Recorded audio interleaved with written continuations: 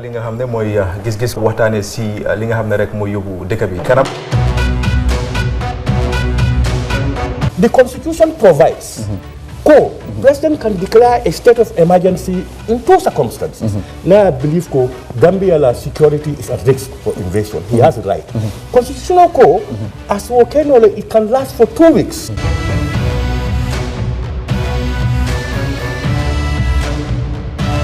yéen ñëpp gis ngeen ne dañu oote ne nañ ànd soppi nguur gi fi nekkoon loolu pexe la parti yi bokkuñu xalaat bokkuñu jubluwaay lii pexe la rek pour génnee ngu réew ci loxo benn nit te jubluwaay bi mooy won ne fexe nag nit ñi moom réew mi ne nañu ànd ci xel ñu tabaxaat réew mi.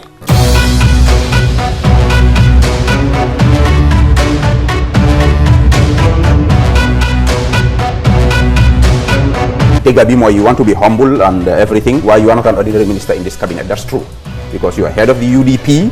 You are like a father figure to most of the. Mr. Saba, lolu moy sa gis-gis. Lolu moy dega. It's the fact. Whether mom accept or not, lolu moy dega. So the point is, lu ñu laccé moy nit ñi luñ fogg moy because of that prominence bi nga am. The Barrow def la dé consult or légui yow ya dé yobbu ay nit ci Barrow pour mu appoint lolu moy laccé ndax li mo am. President Adama dafa am mandate. Because Gambians choose. Ne na liggéey réew mi. mu tànn ay nit ñu liggéey ak moom man ci ñooñ laa bokka maa ngi liggéey ak moom ngaje ko ande mela ay mol ay tiñarol min ke Gambia jang mol ka wole tan ka foko APRC fananda do tiñaro tola alle mustade le so ka APRC da kala image de da kotenge isaje fu Gambia no kotenge si la pati ni na kotenge yalo say you are putting me in a funny position mol ka fo do kam do ni fa de ko bita jahannam ni kala te ko kala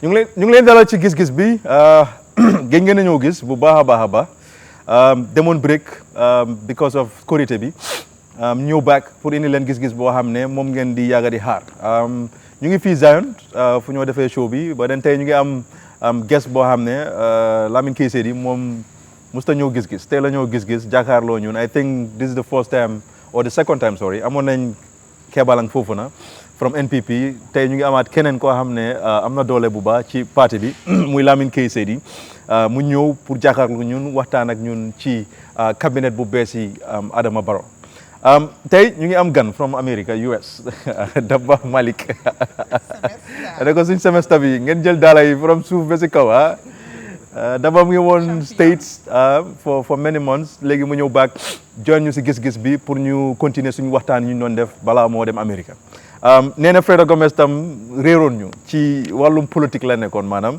di uti place député yàlla def tey mu ñëw back yokkaat voice am ci kaw li nga xam ne mooy gis-gis bu ñu dee def every Friday ci Paradise TV ak tamit Fatou Network nee na ñu ngi la dalal bu baax ci gis-gis bi Dabba Malik from the US ñu ngi la dalal tamit bu baax ci gis-gis bi Lamin Keysé di ñu ngi la dalal ci programme bi suma waa ji Lamin Ndiaye over there ak tamit Doudou Dia ak Bassamba Dramé booy Bassamba sa tànka yi booy wala Bassamba booy gars yi ñettay booy yi dañ garaaw de ñëpp teg sa tànka yi waaye ñu ngi leen di dalal ci programme bi tey waxtaan yi dañoo focus a lot ci ñu ngi gis Adama Barrow of recent mu indi cabinet bu ees ñu gis ay kanam US tamit ci boobu cabinet although gis nañ ñoo xam ne ñu ngi woon ci previous one bi and then ñu gis this time ñu man position yoo xam ne yu am doole lañ kenn muy Badara Diouf dañ bugg a xool maanaam gestu faram-fàcceel seet previous cabinet bi ak tamit the current one lan mooy difference yi I think dañ start with Lamin Keysé first then ñu ñëw ci biir waxtaan yi Lamin yaa ngi NPP ñu bëri ñu ngi doon séntu ne cabinet bi dina bëri politicians of course not technocrats but then this time ñu ngi gis yi technocrats yoo xam ne ñu ngi nekk ministre kenn ak prof Père Gomez koo xam ne man xam naa ko mu ngi ci université bi mu ngi fa doon jiite ñu gis ko si cabinet bi ak ñeneen but then Lamin Keysidi sa gis-gis NPP ban according to yéen NPP ban ndax contribute ngeen yéen militants yi NPP ak yéen tamit key actors yi ndax contribute ngeen ci Adama Barrow nu moo falee ñu cabinet bi or not. jërëjëf. Ansu maa ngi nuyu panélistes yëpp. ñi nga xam ne ñoo nekk programme host bi. su ma xuloo waale nee ñoom Doudou Dia ñoom Lamine Daba Bassama moom leen naa nuyu te tamit appreciate naa torop si opportunité bu ma am. gis-gis bokk na programme boo xam ne dama ko dee topp torop. yàlla def na tey moo nekk first time ma ñëw appuyer di programme and of course comme noo ko waxee rek coincidentally Kéba Lang Fofana honorable moom nekkoon na seen gan fii maa moom di same department dañ bokk ñun ñoo nekk di youth wing of the party te xam nañ ne in terms of political party Ronina bi youth wing bi in fact one of the strong arms of any political party most of the time is the youth and women's wing. So coming back to the question, naka cabinet bi ñun li waroon ci ñun mooy ñu No, you're good. I think yaa ngi amee mic. may wokkut. Okay, sorry, go ahead. li waroon ci ñun def nañ ko mooy ne lee nañ stratégie si génn nañ campagnal suñ candidate bi ñu jaay suñ candidate bi to Gambians and Gambian yi ñu appreciate ko and then ñu jënd suñ candidate bi ñu jox ko beneen mandat mandate mu doon président bi for the second time so buñ defee loolu cabinet pour form cabinet most of the time ñun ñëpp xam nañ ne loi bi nu mu ko taralee mooy ne président bi moo am the prerogative in terms of selecting the cabinet te si suma xam-xam mooy ne président Adama Barrow ñun as politicians teguñ ko benn preso as far as my knowledge is concerned teguñ ko benn preso however xam nga ne moom réew mi lañ am te doxali réew neexut so président bi fu mu jaar mu saako ay advice here and there but I can tell you président bi dafa select cabinet bi very very carefully he has been the leader for 5 years juróomi at so ak nu munti demee xam na xam na lu bëri si wàllum réew mi xam na lu bëri si wàllum doomi réew mi te tamit doon na koo xam ne daf dee laajte tamit so cabinet bi décision am la and then décision am boo xam ne la yaakaar naa ñu bëri fees na seen but te ñu bëri tamit yaakaar nañ ne cabinet bi dina doon cabinet boo xam ne dinañu mën a yóbbu fi ñu bëgg a dem because président bi loolu la calculé te am na lu mu doon laajte te lu mu doon laajte ñu ko mun a tontu loolu noonu ñooñu la jël def leen si biir cabinet bi.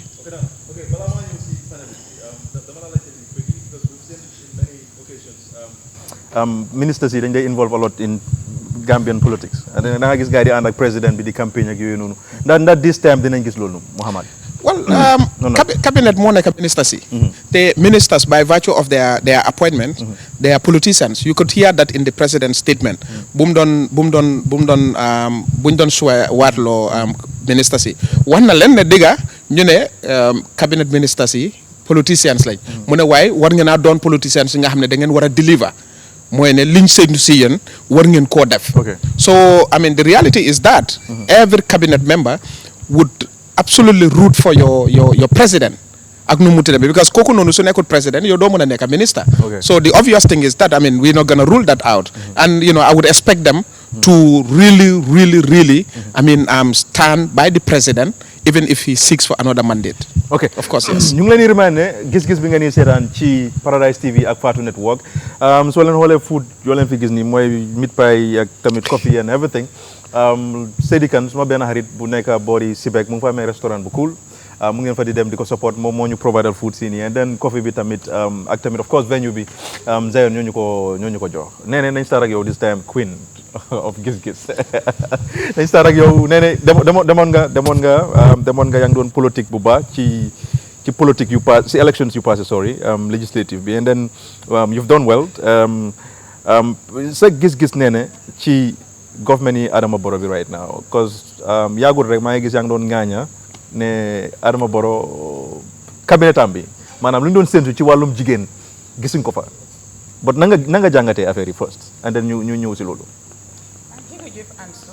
balaa maa commencé rek di leen jaajëfal yéen ñëpp di leen nuyu ku ci nekk sa tur ak seen sant di nuyu ñi ñuy seetaan ku ma ci namoon maa la raw fi nga jeexalee fa laa commencé géjoon naa fi nag waaye du woon ne suma coobare boppa la ay texa rek am ci yu ma doon yëngu te xam naa ne réerul kenn réer ci li ma doon yëngu gis nañ ko xam nañ ko di ci sant yàlla nag ne may na ma kàttan bi ma mun a dellusiwaat fi ci li ma bëgg ak ñi nga xam ne sopp naa leen lool pour ànd ak ñoom wax suñ gis-gis ci li nga xam ne yaa ngi jege sa boori jëkkër di jëm kanam sa boori jëkkër Fa Samba Dramé Ansu, really, you're dampening my spirit. The nuyu suñ guest bi rek Lamin K Seydi moom suma baby brother la mu ne am troublemaker waaye xam nga rek when you are a big sister you look after your baby brothers they think you are difficult but you are trying to put them in check so that's all about it but I love you it's nothing else I'm not trouble la yóbbu tu ranki baby brother Sister Ndiaye yaakaar am na de bàyyi ñu tam ñu try chance ko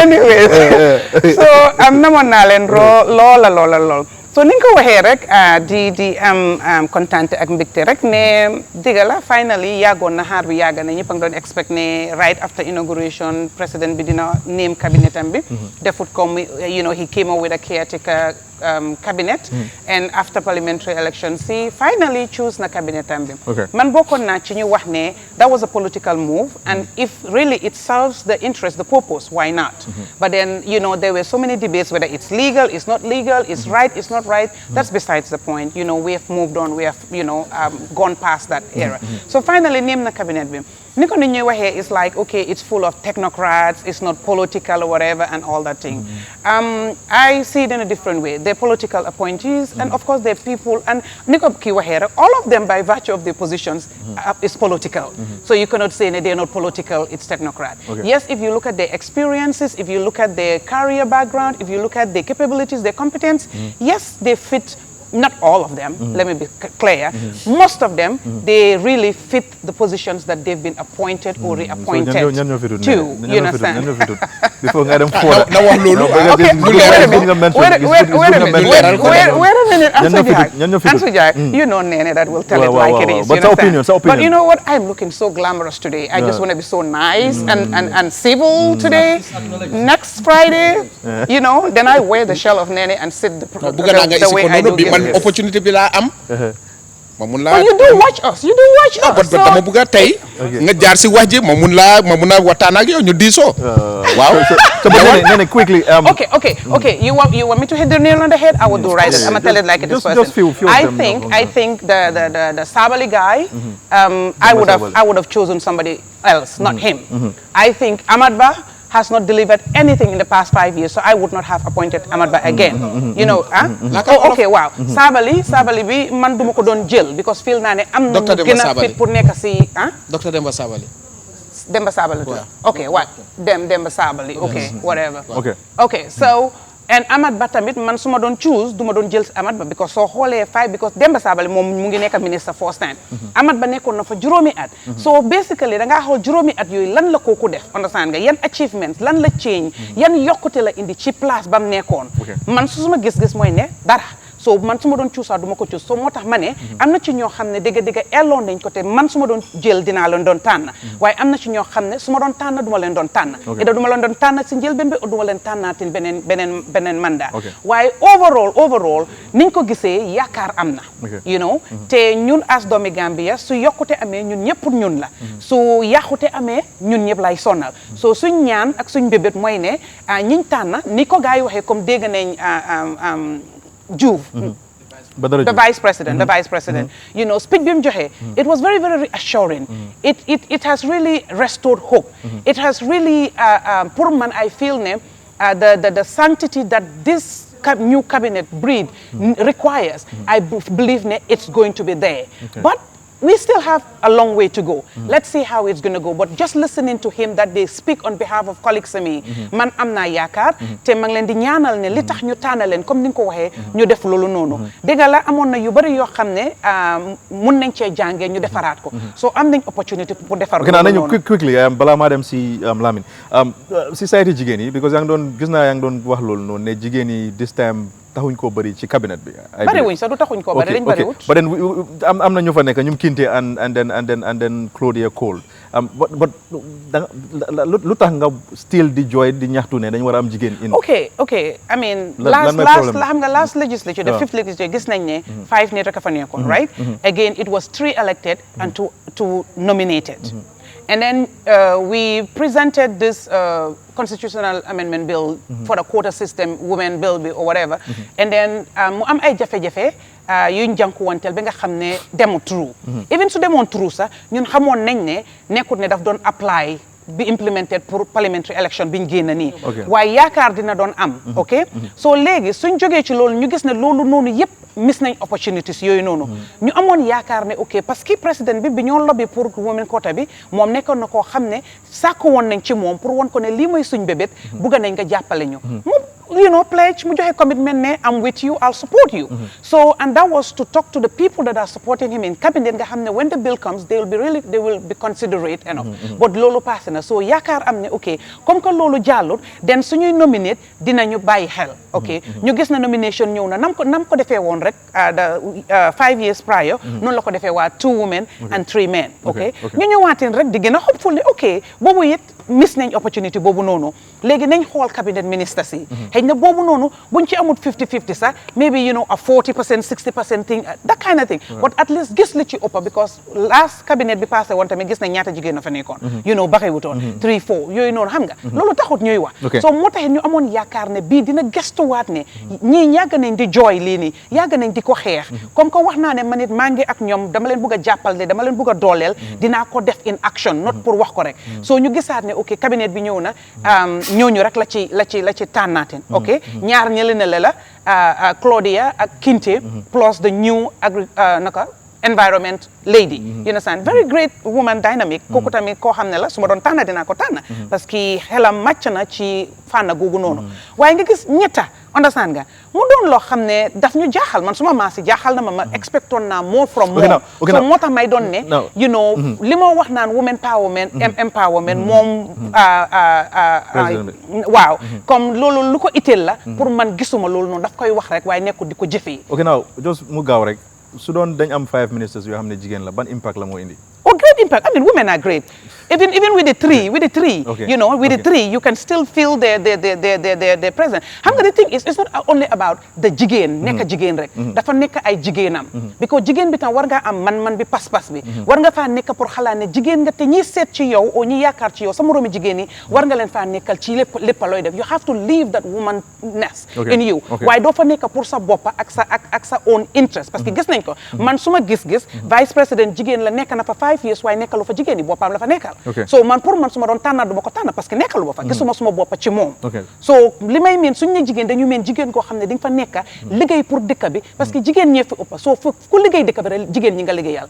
Parce que ku fi falu jigéen ñee la fal. Ku fi am doole jigéen ñee la dooleel. So waruñoo def dara bàyyi jigéen ñi gannaaw. So dafa nekk ci jigéenam du jigéen gu nekk parce que gis nañ fi jigéen yi fi tànna amuñ dara luñ fi tollul jigéen yi. Jigéen ñi gisuñ seen boppa ci loolu. Okay now Lamine sa opinion about Dr. Ansu Touré moo nekkoon vice president bi previous cabinet bi and then the new one ñu am Badara Diouf Badara Diouf mu ngi woon Ministry of Higher Education yow in terms of events yoo doon cover and all of that nan ngay géejee performance am bu mu nekkoon ministre. jërëjëf Ansu ñu ngi nuyu di gërëm di sant ñëpp ñi nga xam ne ñu ngi seetaan show bi tey di dalal sun broda KCD kii duma ko dee óolu mbiram dinaa ko investigate dinaa investigate mbiram well Badara His Excellency well gis nañ moom mbiraam ni mu ñëwee kenn expect doon ne moom mooy doon vice président bi kenn loolu man gisuma ko woon. waaye soo xoolee in terms of fi mu nekkoon higher education. nekk na secteur boo xam ne am na solo trop. because foofu moo téye Gambia in terms of sun jànga bi sun education bi higher education is very important. mu doon loo xam ne moom university bi ci under ministry bi la nekka so mu nekk loo xam ne lu am solo. yàgg na fa since 2017. President bi soo xoolee cabinet bi reshuffle si and all of that that's the only ministry boo xam ne survive na period bi ministry yu bëri dinañ change ñu génnee kële dugal kële waaye Badara since biñ ko jëlee in 2017 to bu moo nekk vice president moom moo man ministry boobu noonu so and I think he has done well in terms of university bi fi mu nekkoon 2016 to even though there were problems issues for example staff association bi dañ doon raise some issues si university bi doxut management bi was bad and all of that waaye loolu noonu kenn musuta taxaw ne ministry bi liggéeyut liñ doon complain jamono boobu mooy dañ leen amaloon xaalis boo xam ne dañ leen ko war a fay xaw ma 50 million loolu rek la woon but in terms of infrastructure bi yes UTG suñ university bi need na a lot of liggéey boo xam ne lañ fa war a def pour moom tam mu ne éega si standard boo xam ne ñëpp loolu la ñoo séntu ci university gis nañ campus bi Faraba Banta campus even though still nit ñi expect nañ ne foofu léegi war naa pare but I mean liggéey bi soo demee foofu noonu like in 2017 nga dem léegi foofu tey di nga gis there's a lot of difference in terms of liggéey bi mu ngi gën a am doole foofu noonu soo demee foofu noonu so li mu wane mooy liggéey mu doon am in terms of infrastructure bi loolu mu doon am te loolu nga expect from a higher education minister because education mooy xam-xam jànga lim number one lim gën a laajte mooy infrastructure bi of course yeneen aspect ñoom fa in terms of teachers yi because soo amee infrastructure bi you need good quality teachers ñoo xam ne ñooy nekkal lecturer yi ñu jàngal students yi waaye li ngay gis nii tamit there is a lot of improvement tamit ci fànn boobu noonu because soo xoolee suñ university bi ñi nga xam ne ñoo fa nekk di jàngal 90% wala maybe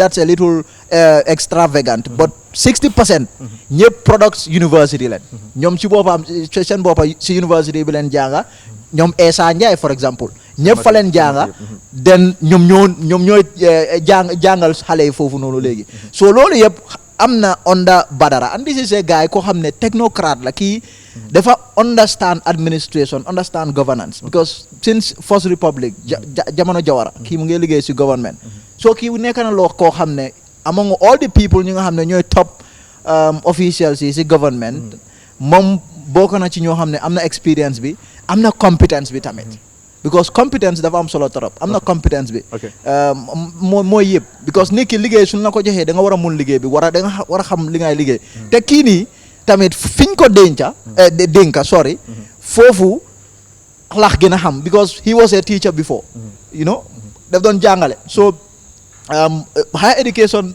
ministry bi from where moom fi mu ko bàyyee di nga expect ne comme ki ñëw ni es kooku tamit comme moom la rek technocrate la xam na that sector very well ñu jël ko ñu dugal ko as Minister of Higher Education so you expect further development okay now Lamin léegi nañ xool ci previous one bi ak now la mooy difference yi between the two if there is any in terms of performance cabinet bi ci boppam da previous cabinet bi and then the current one buñ xam nga bii moom doo mën a wax seen performance bi man bind naa ci ñaari op-ed even though people think that dama nekk di patronize président bi wala maa ko soo xoolee seen pages yi di nga gis ne développement a ngay am léegi seen pages yi ministre bu nekk mu ngi am own page comme loolu yëpp improvement la in terms of gars yi nu ñooy doxalee seen departments yi waaye soo xoolee man ñaari yëf laa si gis first li ma ci bindoon mooy président bi rusloo na ñu bëri ñi nga xam ne ñoom dañ feel ne président bi gomut ci mun liggéey gomut ci competence because a lot of people liñ dee wax wala liñ dee pousse mooy président bi moom ñim soxla rek mooy ki nga xam ne da nga loyal mu appoint la mun nga woo mënuloo woo care out but cabinet buñ am nii because departure moo am comme there is a big shift in 2016 président bi mu jëlee woon réew mi dafa bëggoon ñëpp kontaan ñëpp gis seen boppa ci nguur gi because ñii ñoo ko jàppale ba mu jël State House li mu defoon mooy dafa jël place yi mu jox ko ñëpp he didn't care much in terms of mun nañ liggéey wala munuñ liggéey all the departments wala all the ministries yi yëpp la jël mu jox ko dispense ko jox ko politicians gis nañ te loolu is a recipe for disaster and chaos and underperformance because lan moo xew mooy ku nekk mu doon ngiri ngaaroo because moom interest am la doon xool mu isil ko problème bu mag ak fitna bu mag ba at the end of the day li xew ñu bëri war a génn si cabinet am so président bi jàng na lesson ci loolu moo tax man I didn't see that man as an observer man I did not see ne comme bii nii dafa change all of a sudden président bi indi cabinet boo xam ne well all the people that yow ñi nga expect ne ñoom ñoo faa nekka defut fa ñooñu loolu li mu firnde mooy it's not because président bi I mean gomut ci ñooñu waaye président bi lim nekka di xool mooy interest yi dëkk bi lan moo yóbbu dëkk bi and that's very very important because at the end of the day wax na leena te loolu ñëpp war nañ see bàyyi xel mu ne su yaaxoo liggéey su amut underperformance am mu yaaxu ñëpp moom la ñoo joxoñ so loolu balaa moo am yow tamit da ngaa taxaw nga make sure nga def loo xam ne loolu dina avoid loolu mooy liggéey because dëkk bi dafa soxla liggéey so people expect a lot Gambian citizens soo gisee ñu over 400,000 people ñu jël seen carte jox ko président Adama Barrow dañ ko yaakaar ne dina liggéey wala dina deliver te moom nekkul ne moom kennaay liggéey moom dafa am pour soraan dafa am war a am a team boo xam ne ñoo koo jàppale ci liggéeyam bi te ñooñu dafa war a nekk ñoo xam ne xam nañ li ñoo def nekkul na just this nonsense political people ñoo xam ne understand uñ dara nga jël leen du jox leen place duñu liggéey woo after 5 years soriwut balaa ngaa realize 5 years jeex na ñu war laa keep hold account ñu ne ok yow defuloo fi dara so I think ne cabinet bii nii is very different the previous cabinet I think it's a bad one 2017 cabinet I think that was a recipe for chaos problème rek lañ fa nekkee kenn nanguta liggéey ku nekk mu ngi toppatoo moom interest am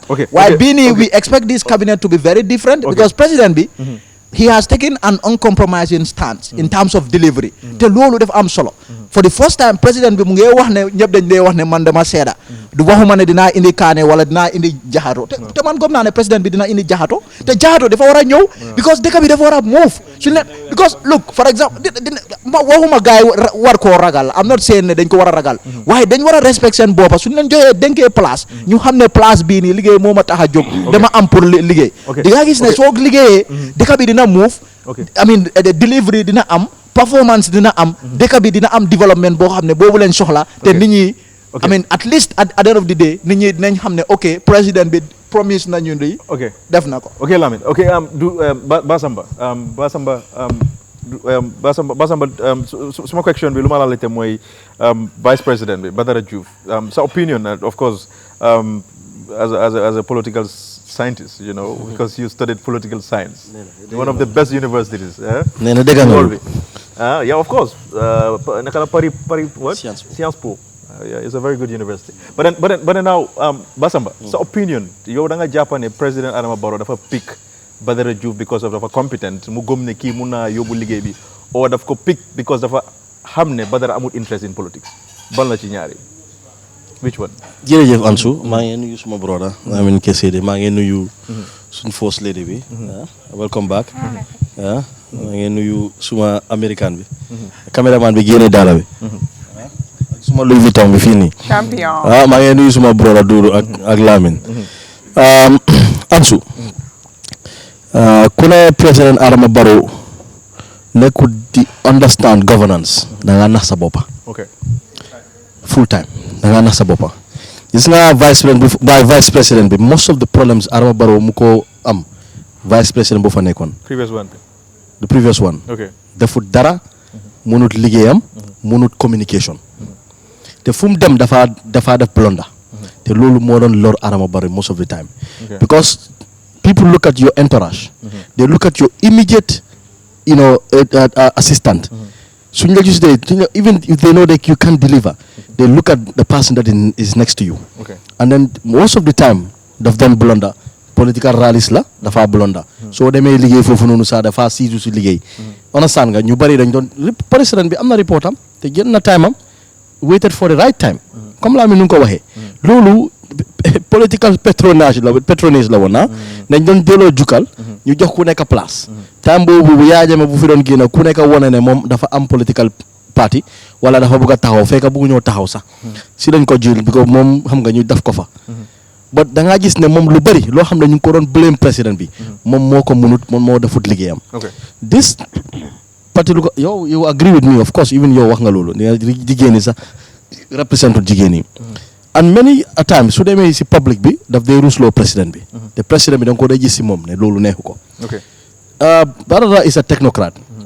Man, I'm not looking at him working as a minister in the education sector. I'm looking at him as a person, as a qualified technocrat. Ko xamne he knows and he can assist and advise the president. Moo gën a mag président bi. am na experience liggéey na place yu bari.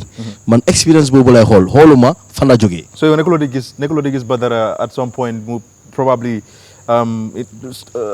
establish political party. No, but Badara is not a politician. Of course, even though I know that all the ministers are, of course, political tools for the political party.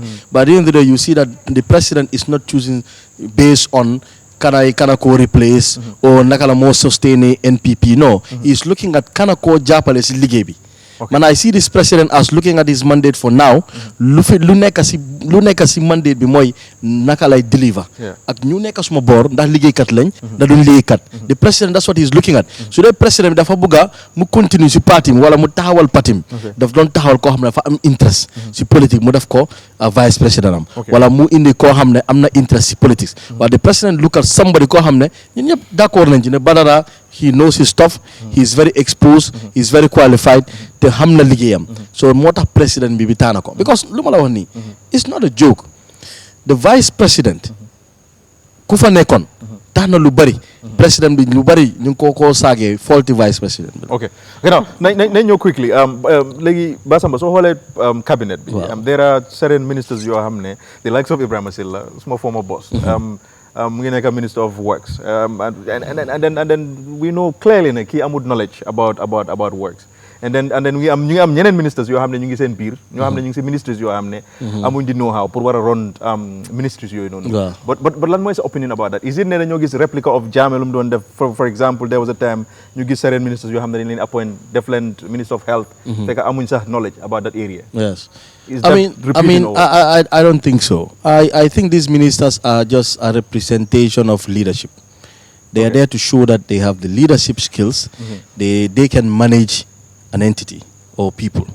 And that is what Barrow is looking at.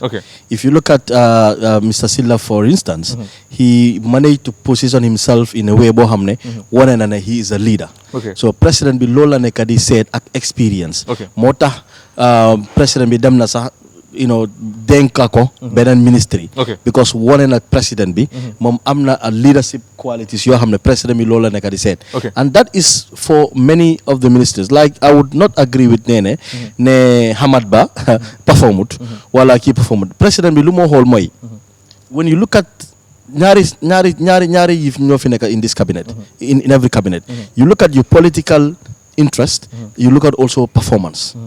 If you look at the Minister of Tourism, for example, Hamad Ba Tourism, if you look at what he has done for the president in terms of political, because politics is la boka. One and coffee.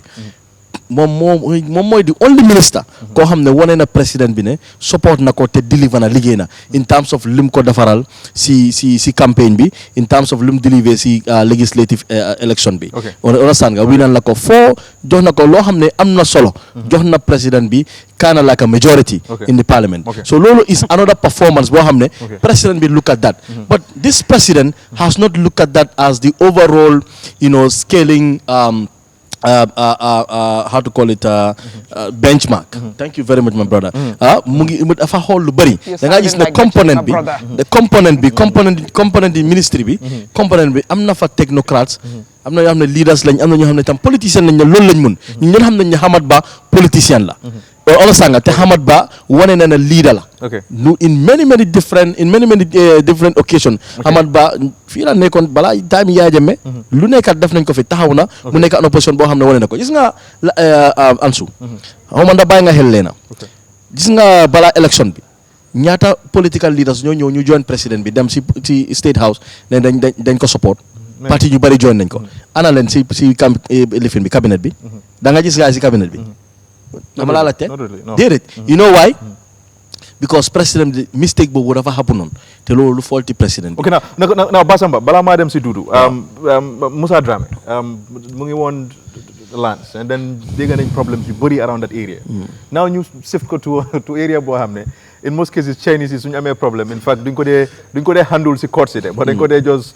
régler among themselves xam nga but then now we know ne area boobu noonu Gambia amuñ resources yu baax but then loolu lañ am mooy géej bi ak jën yi ak yooyu noonu but how do you think ne Musa Dramé I know ne amut experience about the fishing side, fishing sector and all of that.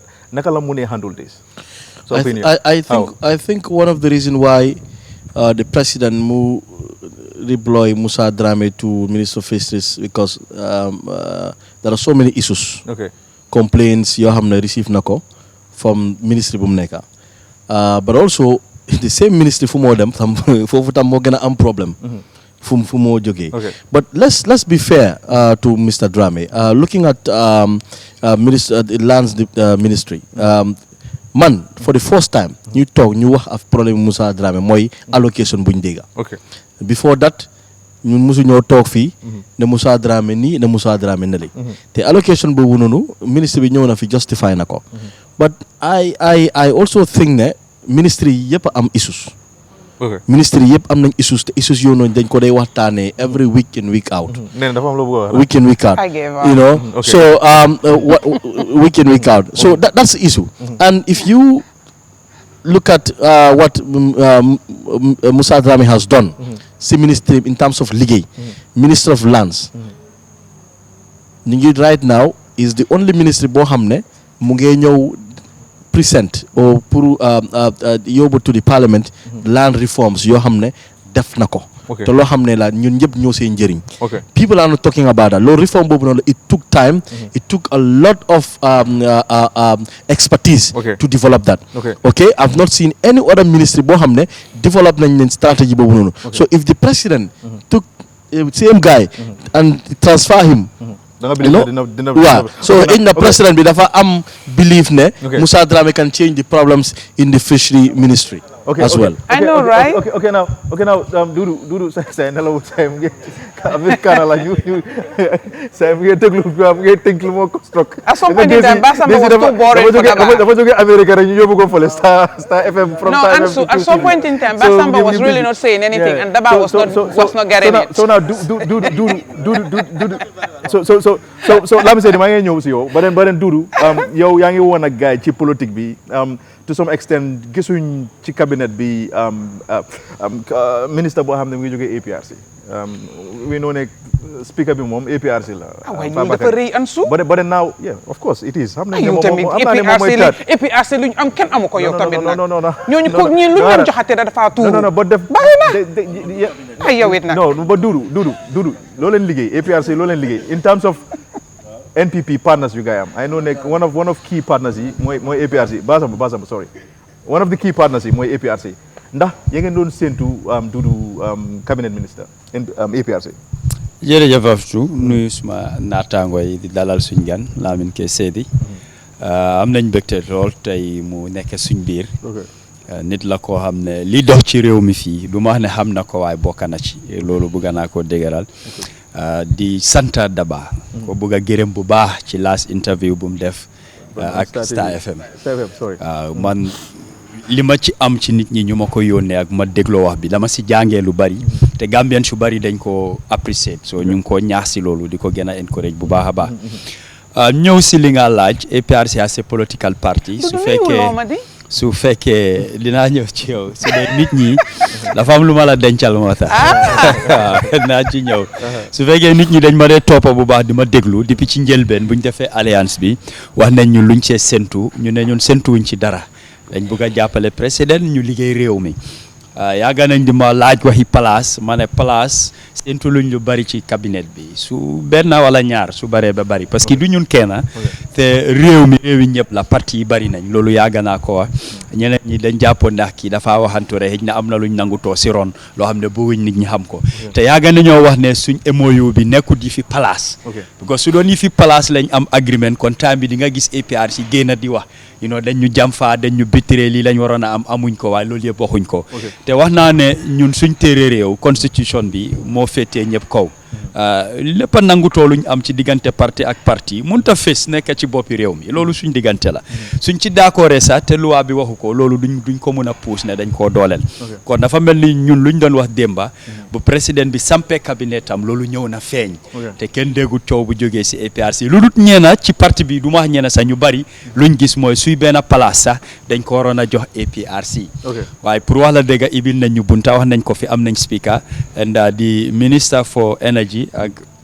ak ki nga xam ne mooy Abdoulaye Diop turu APRC la ñun ñoo ko lobby joxe ay kayitam wone ko président bi doyloo ko mu taana ko du moom kenn rek dafa am ñeneen ñuñ taana jox ko waaye du mun a jël ñëpp mu xool daal kim ci doyloo kooku la jël mu taana ko waaye soo waxee kenn gisu ko ci parti APRC fesut si surtout ñun suñ nit ñi luñ bëgg a gis mooy ñuñ xam ci exécutif bi pour ñu nekk ci waaye nañ leeral leneen tam ne pour liggéey ci nguur wala am place ci nguur emul rek ci cabinet am na yeneen place yoo xam ne fii ci biir réew mi ci biti réew ba tey passé gut waa APRC ak yeneen parti yi dinañ ci mën a gis seen boppa loolu pour nit ñi ñu bàyyi ko xel bu baax waaw soo ma laajee si cabinet bi nga xam ne moo am ni pour man is a good one cabinet bu baax la compared to lu fi nekkoon suma naataango yi wax nañ ko fi delloo njukkal la woon loo xam ne ñu bari delloo njukkal bi nga leen jox fekk ñu ngi em fu ñu war a em di def lu ñu war a def amuñu ak président problème waaye ñi ko diis mbaga wala bugga koo suufu gom naa ne ñooñu la génnee suñ waxante déggal li fi nekka waaye ñëpp luñ doon liggéey man xam naa ne réeréew ko woon mbir mu ngi doon gis lu bari di xam lu bari waaye lim gisoon mooy nguuri njàppandal la ñoom ñëpp luñ bokka la am ko moom ñu fal ko kon warut cee gis boppam rek jaay nit ñi doole ne génne naa diw isi naa diw foog naa ne ci benn boor Gambien si war nañoo apprécier jikkoom nu mel ak melokaanam man wax naa ko am nañ fi Yaya Jammeh dem na duñ am ku mel ni moom Barrow tam su demee duñ am ku mel ni Barrow loolu mun nañ ko binda teg ko keneen ay ñëw mel nu mel yàlla moo binda te ñëpp amuñ kon nit ki nag léegi-léegi niñ ko bindee nañ ko nangul loolu duñ ko mun a wécc jikkoom noonu la mel moom loolu la pare pour wéy waaye digga woon ne wécceeku dina am te wécceeku boobu lañ gis nii man suma boppa man betta na ma ñu bari ñu ma gis ñu jox palaas séntuma woon ñooñu fi ma doon xoolee lu bari mooy ñu fes si politique bi parce que suñu waxee politicien la rek minute na jàng ba ci ndaw ñi man surtout ndaw ñi maa ngi doon séntu ñu bari ci ñoom ne dina leen jox palaas xam nga nee na wax na fi jigéen ñi waaye mun naa ne ñun ndaw ñi faluñ kenn yéen soo leen amee ñetta ñun amuñ dara minister of youth and sport mu ngi fa woon dañ ko falaat waaye kenn ku ees ñëwut ci ndaw ñi su dee jooy ndaw ñi ñoo war a jooy léegi suñ seen boppa ci nguur bi waa jooyñ ko réew la góor baax na jigéen baax na mag am na fi njëriñ torop xale tam am nañ yaakaar ci moom lii moo ci nekk waaye nguur nu moo doxee surtout cabinet misaal bu ma ko jox président bi dafa mel ni guy waaw guy nag yóbbuwut boppam soxla na ay banxaas loolu mooy ci cabinet yow nekkal ma fii mu taaleeku boor boobu kii nekkal fii mu taaleeku boor boobu waaye banxaas kese tam du dem am na yeneen arms of government mooy xob yi faa nekk ak ngéef bi mooy so boolee di judiciaire ak di législature mooy ñi nekk ci pencum ndawi réew mi ak ñi nga xam ne ñoo yor wàllu luwaa léegi ñun mi ci des nag mooy dañ war a am njëriñ ci garab boobu benn ñu xaar mu rot ñu for njëriñoo ci wala ñu éeg ñu am ci njëriñ ñaari façon nit ñi tam moo fi nekk mooy am na ñu am direct accès si ñooñu dañoo éeg ci kaw guy gi liñ soxla ñu am ko ñeneen nag amuñ accès boobu lu ñoo xaar mooy na rot wala ñu jam xaar affaire yi wàcca ñoom duñ mën a éeg ñu am ci njëriñ waaye lu tax ma joxe misaal boobu su commencé di am problème guy du toog rek mu dee déedéet dafa am fu moo tàmbale nga toog gis xob yi ñu commencé wecceeku bella amatul xob doom yi tam noonu li nga dem ba guy kese moo fa nekk du la joxaat sa keer lu ñëw ak guy bi nañ ko daaneel soo nguur yu bari fa la dee mujjee nit ñi suñ ci amatul njëriñ kenn mënta eeg am njëriñ nga xaar ba soo na dara rotut nga am ci njëriñ waaw nga gis ne previous one bi amoon na njëriñ or not. previous one bi amoon na njëriñ. loolu moom duñ ko mun a daax waaye des na ban façon njëriñ. surtout dafa toll si jamono bi nga xam ne dafa bari woon tolof surtout Covid 19 bi mu ñëwee. man si ma gëm-gëm mooy problème mënut a ñàkk. waaye saa yu amee lan la ñoo def pour saafaral problème bi. nguur bi passé li ci manqué woon mooy duñ daan génn a wax ak nit ñi. léegi-léegi nit ñi ñooy coow puus ba mu ses. ñoom ñu doog a génn si. te génn bi tam duñ ñëw with solution. ok dañoo génn pour bugg a tontu lu Dudu Ja waxoon lan la Ba Samba wax dañ ngay ñëw pour defend. yow sa gis-gis lan mooy problème bi is it ne président bi la office of the president or communications ku yore communications bi kii naka la Aminata Sissoko something Bojang Sissoko wala spokesperson bi la kan la Sankare. waaw lii jiitu dañoo ne président. ki fa nekk moo la fal. waaw nit ki soo ko jëlee teg ko place war ngaa seet nu moo doxalee. su la doyut wala li nit ñi di séntu amu fa bul ko noppee. fekkee loo ci def. loolu moom moo nekk ci boppa bi. ñiñ jox place tam nekkaluñ fa seen boppa foog nga joxoñ leen. affaire yi amul rek ci wax dëgg yéen a yow yaay jóg liggéey ko surtout media bi da nga am seen contact lu xew lu nekk oo leen nga wax li nga xam ne muy li war a am nga déglu leen ñu am luñ la laaj. nga leeral ci yooyu. gis nga laajte nit ki mun naa laajte lu ko neex waaye tontu du forcé de am na liñ laa laaj parewuloo pour tontu ci léegi wanal gaay ne dinañ ci ñëwaat nga dig leen pour ñu war see tontuwaat man dama gëm ne lii dafa war a continuer te nguur la moo dimbale président la moo dimbale gis nga lu nit ñi di laam-laame lu ñoo wax ruumo su yàggee ñu bari dinañ ko gëm parce que loolu rek lañ nekk di dégga loolu rek la ñoo waxantoo waaye soo génnee wax leneen dafa tax nit ñi xam li xew xam liy dégga liñ jàppoon dafa wéccee ko ñu bàyyi ko du rek jëflante ak media bi waaye askan bi dañ war di am xibaar du rek spokesperson bi o presse déedéet ministre yëpp war nañ am ku nekk seen kaddu naa ci joxe misaal lu mel ni Brikama Area Council bu ma gisee Lamine Ndiaye mu dalal chairman bi si laa yëg lu bari lu fa xew ma ne kon Brikama Area Council ana seen PR ana ñiy wax ci ñoom bi mu doon lim achievement su mu am ak lu ñu lim liggéey ñu bari ci réew mi musuñ koo xam lii mooy njëriñi PR li nga liggéey dafa war a feeñ mu fes nit ñi xam ko waaye ñoo xam ne nguur président moo nekk ci boppa bi soo képp akum fal ñaari mbir la óolu na la dafa am yaakaar bi mooy li nga war a liggéey léegi pour man li nga war a liggéey su génnu defuloo ko yow da nga féel yaakaar bi président am ci yow ba tax mu tànna la loolu yow soo ko mutalul président bi foofu la féelee nit ñi ngir nit ñi bari nañ mu bàyyi ñëpp ne la yow loolu mooy yaakaar bi ñu bari nañ lu tax mu bàyyi fa kii dafa war a si kele lu tax mu jël kii warut a jël kele koo fi tànn ak lu munti am ci jàngaam ak yeneen dina am ñeneen ñu gën a bañ loolu moom nañ ko xam ne ñëpp duñ mun a nangu ci nit waaye suñ ko xoolee overall pour man cabinet bi baax na te léegi-léegi suma gom-gom mooy diw lii la jànga amul xam-xam ci lii lu tax ñu yóbbu ko si ministre yi bële man ma ne high time ñu xam naka la ministre yi dee doxee pour man du ministre baa koo doxal ministre bi lañ sas mu jiite ko pour gis ne mu dox waaye dafa am ñim fa fekka dafa am ñim ko booleel ñu ngi ko bokkal comme buñ di faatee permanent secretary ñu ngi fa am na ministre am nañ directeur am yeneen ak yeneen collective responsibility la ñoom ñëpp ñooy bokka ñu mun a liggéey waaye su doxee ministre bi moo responsible kon naam baax na mu am xam-xam ci loolu dina mun a xam li dox ak lu doxul waaye su dee amut ko na fexe tam jànga du wees ñun ñëpp soo gisee ñu ne tey kii am na kayit bañ ko def ndàngam daf ko jànga du wees passé wut ci li nga nekka ñeneen ñi faas laa na si la ñeneen ñi déedéet waaye jànga bi jafewut am na ñu fa nekk xam nañ liggéey bi yow ministre bi wàccal seen level nga liggéey ak ñoom bul ñëw jaay yi fi boos moo tax loolu laa gis ci His Excellency Badara Diouf wax naa ko si plateforme yu bari naa ko bamtu tey mun naa xam ne ñi ma xam ak ñi ma gis ñëpp ñuñ fal place moo gën a yelloo place am te jikkoom dama ko doyloo dafa wàccee boppam suufee na boppam bàyyi naa ko xel ci too bi li nga wax àndoon naa ak ñoom mit di people store ma nga fa fàttel loolu sax presidential campaign bi tam gis naa ko pour man loolu rek du wax ji waaye dafa am lim def suma kanam ma gis ko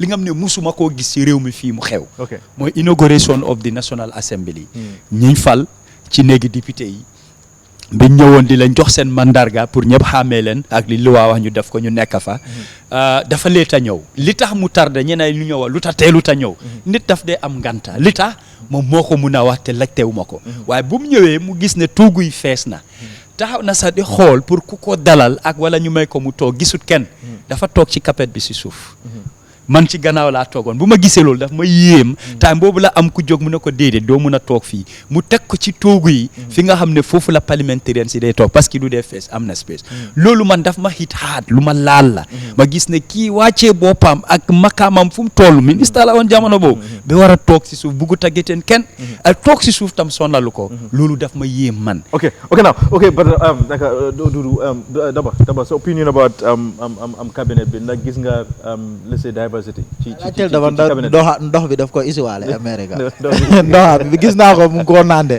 ndox US la beneen butéel bi lañu wax beneen butéel bi Daba non boobu keese di moo ko jëlee si sama mais on naa ngeen naan ndoy Gambia long time ago so Daba sa opinion da gis nga diversity ci cabinet bi waaw am nga like okay first and foremost man nuyu ñu nekk resident Giss Giss because xam naa ne it's been a while gisuñ ma you know and it always feels good to be back. The voice dafa change léegi nag. Well properly yow tamit dama. The accent. Yow tamit boy. Man dama naa America boy. Yow tamit boy. Right. Ara ñi def ci bàyyi accent. No, New York la. New York guy la. Okay, it feels good to be back home. I'm nga Gambia moom like I always say ñun fu ñu mun di dem si àdduna bi rek you know suñ ñëpp see Gambia dañ dee feel happy dañ dee feel na you know ñu ngi around so no it's okay ñun miin nañ ñëw nun boy well I mean doy na léegi okay so am nga so maa ngeen nuyu ñëpp daal you know and I know ne you know namoon naa gis you know maa ngeen nuyu tamit suma co panelist yi nga xam ne like nekkuma fi woon but ñoo doon continuer gis but even though I was away but you know ñu ngi doon keep in touch and we used to exchange ideas ñu ngi share ideas and you know so it was good and also welcome to my brother Lamin Kesedi you know si moom xamante nañ long time ago si Philly youth work and all that stuff ak nee na tamit you know suñ ko panelist di la wish hard luck next time you know life is always like that man loolu laa gom you know jigéen ñi balaa ñoo toog nekk di taalal loxo ne fal lañ ma lii you go out there and struggle nga fal ay góor but not only depending on men pour ñu fal jigéen ñi na jigéen ñi tam fexe taka seen digga génn dem uti presidency ñu fal ay góor you know so with regards to set up the cabinet bi man okay people xam naa dinañ wax about diversity or yu bari but man gisuma loolu man lu ma dee gis rek moo nekk Gambians you know whether góor nga jigéen nga Christian nga Muslim nga manjaago nga wolof nga pol nga saraxule nga manjaago nga at the end of the day lu important mooy they are Gambians te I think Gambia suñ bëggee dem that culture of Gambianness loolu lañ war a start di commencer di project di gis nit ki ne doomi Gambia la waaye nekkul ne xeet bi la o region bi la jóge o janda bi ni la nekka understand so cabinet bi mënoon naa ñëw mu nekk yëpp jigéen and there is nothing wrong with that if the president feels ne ñoo nekk ñu competent ñu yaakaar ne moom lu mu bugga mun nañ ko koo jox man I see no issue with regards to that because at the end of the day like I always say lu ma wax suma interview with Panderi rek Barrow needs to understand one thing and he needs to get that very clearly in his mind su baaxee everybody will claim ne moom la and everybody will celebrate. But you see, when everything or anything goes wrong,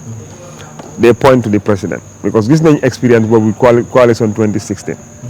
Ñu gëna di claim yépp lu ñoo claim mo nekk lu baax but ndax na 2016 coalition lu baax rek la def fini they did something bad but nobody wants to associate themselves with those bad things so xolé even during the presidential campaign you don't wax about the coalition yépp the good things la gaay def projects yu am mako isi lii am na maa ko def maa dem fii maa dem fële you know but some of the bad things you happen during the coalition's period nobody wants to take responsibility with regards to that kan la guy there point the president and he needs to understand another thing also you know Gambia ñun we are a nation of believers you know mun na laa wax ne like 85 to 95 or let's say 98% of the population are people with faith dañ am diine de mooy ra Christian nga Muslim you know so nit ki loo mun di def si kaw àdduna soo jógee fii nii soo demee yomal xiyam yàlla God will always hold you accountable and especially presidency you know ñu nga xam ne ñoo nekk njiit yi ñooñu dañ am special court bu leen yàlla di aate so he needs to understand that ne all the cheerleaders or all ñu ko jam xeer yëpp kenn mënu da dox diggante ma yàlla because yàlla dina ko laajte bi ma la joxee Gambia naka nga yore woon Gambian si so once mu understand loolu su moo appoint nit or sumos def dara, he's not going to listen to anybody because Gambia is a population of over 2 million people. Ku nekk am na voice, ku nekk am na decision, ku nekk am na xarit, ku nekk am na mbokam ku mbuga ñu fal. And the reason why ngay gis lolu, you see, so after the appointment, xolé social media, da nga ci ba ñu boka or ñu nekk xarit or ñu xamanté. Like I know Lamin Kesedi and his appointed minister. Ma tag Natali, I post about Lamin Kesedi and say a lot of good things about him. Come like Lamin Kesedi is a saint, like he's just perfect. Understand nga? But am na ñeneen ministers yuñ fal nga start to criticize ñooñu. You understand? Okay. Yow Lamin Kesedi, the way he's good to you, not like yow Lamin Kesedi boné tam pour keneen. And so lolu luma wone mo nekk like do they muna satisfy doomi Adama. So the most important thing is man li ma gom mooy mënuñoo am anything lu perfect 100% amul si àdduna bi fen understand nga wante by laaj suñ xoolee gom naa ne like am nañ experience bu gaay am different ñoom ñëpp as a group if they combine it together ñu am a purpose and loolu mu nekk benn gis-gis mooy ñun gënuñ ci Gambian si te gënuñ fi jànga wante ñun la yàlla bind ne jamono bi si waxtu bii si cër bu yàlla jox Barrow through Gambian si moom ñun la yaakaar ne ñoo ko mën a jox loolu mu tànnañu. Okay, now Daba ñëw quickly to because yaa ngi si energy sector bi and then you've been working with NAWEC. One of the many problems you nekk di face right now mooy ndox di dem off and on the courant bi tam the same thing. Abdoulaye Diop moom léegi moo nekk si ministry boobu noonu wàllum energy and everything. Do you believe ne man bi na mën a tackle problems you nekk di face right now? Well, Abdou Diop nga man xama ko personally. Like I have any personal relationship with him. Waaye xam naa ne during his period as managing director of NAWEC. Man mun naa wax ne like it's one of the best periods man lu ma experience NAWEC comes in terms of seen service delivery. Okay. Ba pare in terms of tamit xëy na seen staff management ak seen welfare tamit if you talk to some of the people that works at NAWEC ñu ma waxal tam they tell you that like it's like they have so much respect for him because of how he leads the team. Okay. So being the new energy and petroleum minister, I think ne mom understand this sector very well because life am silo la nek. And even bum nekute minister sa, bul faata ne like he don't work, I don't know whether has a consultant for the OMBG project outside Gambia. Understand? Xam nga sometimes Gambians lu ma dey wax rek like people focus too much on politics to the point ne duñ dee def research even about people dañ dee appoint nit rek ñu toog commencé wax he's not qualified pour ñu def ko fa because nekkul sa mbokka understand nga so man to me I think the guy and I can see that seriousness and that sense of urgency in him because and the passion because sector la boo xam ne daf ko xam he knows this sector very well okay understand nga so amul dara lu ko mën NAWEC mën a wax loo xam ne xamul ko because he has been a managing director and dafa work through NAWEC mu rose through the ranks and become managing director nekk energy minister time yaa jamee dem you know so am na experience bi so man suma gom-gom mooy I think ne if he has the right support and the political will man I believe 100% that he can make a great transformation in the energy sector of this country. Okay, now Lamin Kesedi nañ ñëw si Barrow government am bi gis nañ recently day korité bi mu ngi doon joxe speech because indi ñu woon gis-gis bi so mënuñ ko woon a discuss mooy Madi Jobaate you know Barrow mu doon wax the point Madi Jobaate a lot and then Barrow dig na nit ñi ne nit ñi am nañ right léegi pour maanaam wax lu leen naxari lu leen métti Lamin Kesedi yow na nga gisee réaction yi Adama Barrow towards Madi Jobaate of recent. jërëjëf balaa ma ñëw si faana boobu let me just quickly am na lu fi neene wa in terms of analysis you know about cabinet bi gis nga one of the things that I question su nit ñi ne kii performut kii defut lii what is the benchmark what is the measure to establish that kii liggéeyut kii lifinut of course dëgg la am na certain things yoo xam ne they are general knowledge but you know probably man maa la appoint man maa mun a xam what are the expectations you ma am si yow whether you have lived up to that def nga loolu noonu or otherwise but Kesedi like tourism because of COVID we know ne loolu was a problem but then soo xoolee Benjamin Roberts for example moom bu nekkoon minister of tourism lu mu doon perform ak kii it's like guddeeg bëccëg and then right now dëkk bi nu mu ubbeekoo to wall bi I thought ne this guy mooy Amat Bah waroon naa yóbbu dëkk bi to another level waaye instead of muy dem ci kanam ci wàllum tourisme mu ngi dem down. and not because of Covid bi kese la. now comme nu ma ko waxee rek. dafa des si gis-gis bi rek. and what the reality bu fa nekk. probably you and I may not know. because at the end of the day. for tourism. there are a lot of policy issues. there are a lot of bilateral issues. there are a lot of issues yoo xam ne I mean between state to state issues la. so I mean those factors yooyu noonu. maybe man ak yow duñ ko xam. lu ñoo gis rek mooy ne. probably tourists yi nekkuñ di ñëw. and whatever come I agree with. so sa gis-gis daal Amat Bah mu ngi job. well comme Doudou Dia lu mu wax la rek. well that's the problem. Doudou Dia lu mu wax la rek. absolutely communication bi. oh no. communication bi no I mean you don't expect yes or no answers on these things. because am na certain things yoo xam ne they are very relative. the perspective about ñun lu ñoo mën a wax rek mooy suñ gis-gis about these issues. but the reality in terms of files that comes on the table. about government to government. about bilateral issues here and there. man ak moom xamuñ ko. understand nga so moo tax man pour ma mën a dugg si biir loolu noonu I mean deep in I may not know. lu nekk si surface bi probably ñun most of the time loolu lañ dee waxtaanee. mooy tourism has dropped. and all this not and they will come with their explanation. and man I quite agree with Doudou Dia mooy ne. communication bi was lacking. I mean particularly I mean the previous ministers yi nga xam ne amoon nañ wala ministries yi. the level of communication was missing. Now, in fact, we am information officers in as a policy issue. I'm information officers in the ministries. But I mean, the way it was coming. I was not satisfied. In fact, I had an opportunity of interacting with some ministers. I personally advised them. Because they are doing a lot of good things. But do they faint? So all that people see, the little wrongs that one person will pick up and it goes on. Understand? And oftenly, the interesting thing about the Gambia is that most of the time, the people that you see on the social media complain, very important, but they know a lot of things. They keep silent over them, but because of their experience on a particular issue, that's what they will pick up. I think we need to change from that. I mean that perspective. That way of doing things, and then we be very real as Gambians, and we genuinely talk. I saw somebody who criticized Barrow's government so much, and all of a sudden, probably I'm not in a deglu program. Majis and a cabinet minister was appointed. Mu make a remark. So mu make a remark. And I was like, okay, over the past, your party was, squash of the government. You've never seen any good in this government. Here is a person that and pam.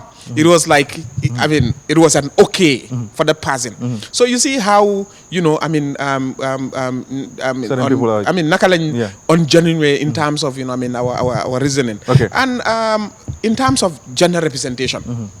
Now, man as a leader, I am a strong advocate of women's rights, and I tell everybody that fii ku fi taxaw na man jigéen ñi laay advocatal man doo ma mun a raw si fil boobu noonu. Because ñi nga xam ne liggéey naa ak ñoom gis nañ lan laa duna si fil boobu, and what I've done at the grassroots in terms of women empowerment. Most of jigéen ñi nga xam ne tey ñu ngi talk in the social media, ñi nga xam ne they lead groups, I have helped them, most of them, good number of them, I have helped them in terms of the formation of those groups. I have trained them in one way or the other, or have interacted with them and offer advice. But man nekk leader bi. I have a perspective, and in building up my team, I'm looking for people ñi nga xam ne gëm naa ne ñii ñoo maa mun a moval suma agenda. Every leader will go in for that. Every leader will go in for that. Because at the end of the day, comme président bi nu mu ko waxee, su yaaxoo moom la, su baaxee nag ñëpp a ko bokka. Understand? So that is one thing loo xam ne we have to also be in. I would have loved to see more women again, in the cabinet, but in the end also is about, comme nu ma ko waxee in the beginning, is the prerogative of the president. Kan la moo mën a isi.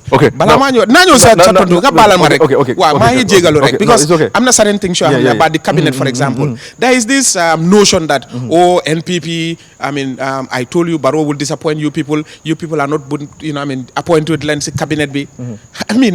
I can't just imagine a reasonable person thinking in that way. ñun luñ mun a def mooy ñun lu war si ñun as a political party mooy ne dem nañ canvass nañ for vote and elect nañ Barrow His Excellency as the president. Lu si des si doxalinu nguur it's not about NPP alone. It's about the Gambia. ñun we took the country ñu hand over ko to the president ñu ne ko ne doxalal léegi jox nañ leen mandate.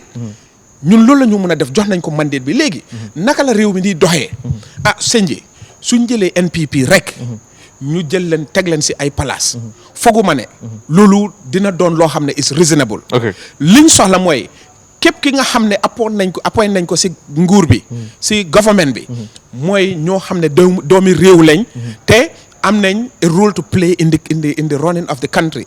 So loolu ñëpp ko war a appreciate. Than pointing fingers that ne ñun amuñ benn regret. In terms of the cabinet that the president forms. Whether Lamin Kesede mu ngi fa. Whether any other prominent person within the NPP. ñun liñ ñu ñor mooy ne. President His Excellency Adama Barrow tànn na cabinet boo xam ne réew mi am nañ yaakaar ci ñoom te ñun suñ boppa am nañ yaakaar ne ñii dinañu mën a yóbbu fi nga xam ne because ñun at the end of the day ñun ëllëg loolu la ñoo mën a yuusaat ne ñun deliver nañ leen as a result and I agree with Lamin Jai the president has been learning over the past 5 years tey in terms of governance ku ko siy jàngal lu tuuti rek nga ko mën a jàngal doo oytu soo toogee moom anytime that you have an opportunity to sit with him he will tell you no whether he agrees or not you see for maasi ñoom nee ne I accept na I asked for tea, they didn't give me tea because I really wanted to be sipping my tea while listening to you, honestly. lépp lu ñoo wax I mean it's okay but what I'm saying here is that I mean the perspective and the reality also differs all right sometimes some of them when they speak I saw dreams in their in their statements and all that not unachievable dreams in fact some of them when they speak that's what I see unrealistic dreams okay now let me say now you want to ñu ñëw si point yi Madi because cabinet bi la government bi Barrow bi la nekk di wax so opinion about reaction well, I wouldn't want to even go further into that matter because as far as I'm concerned, the subject matter for me here is about the cabinet and the president as a human being as well. Not only cabinet, the president as a human being as well. I mean, has his ways of reacting to issues, and whether the way people understand these things is a whole different thing.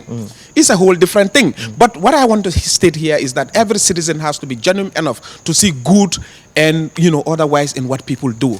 And personally, so my like if, for example,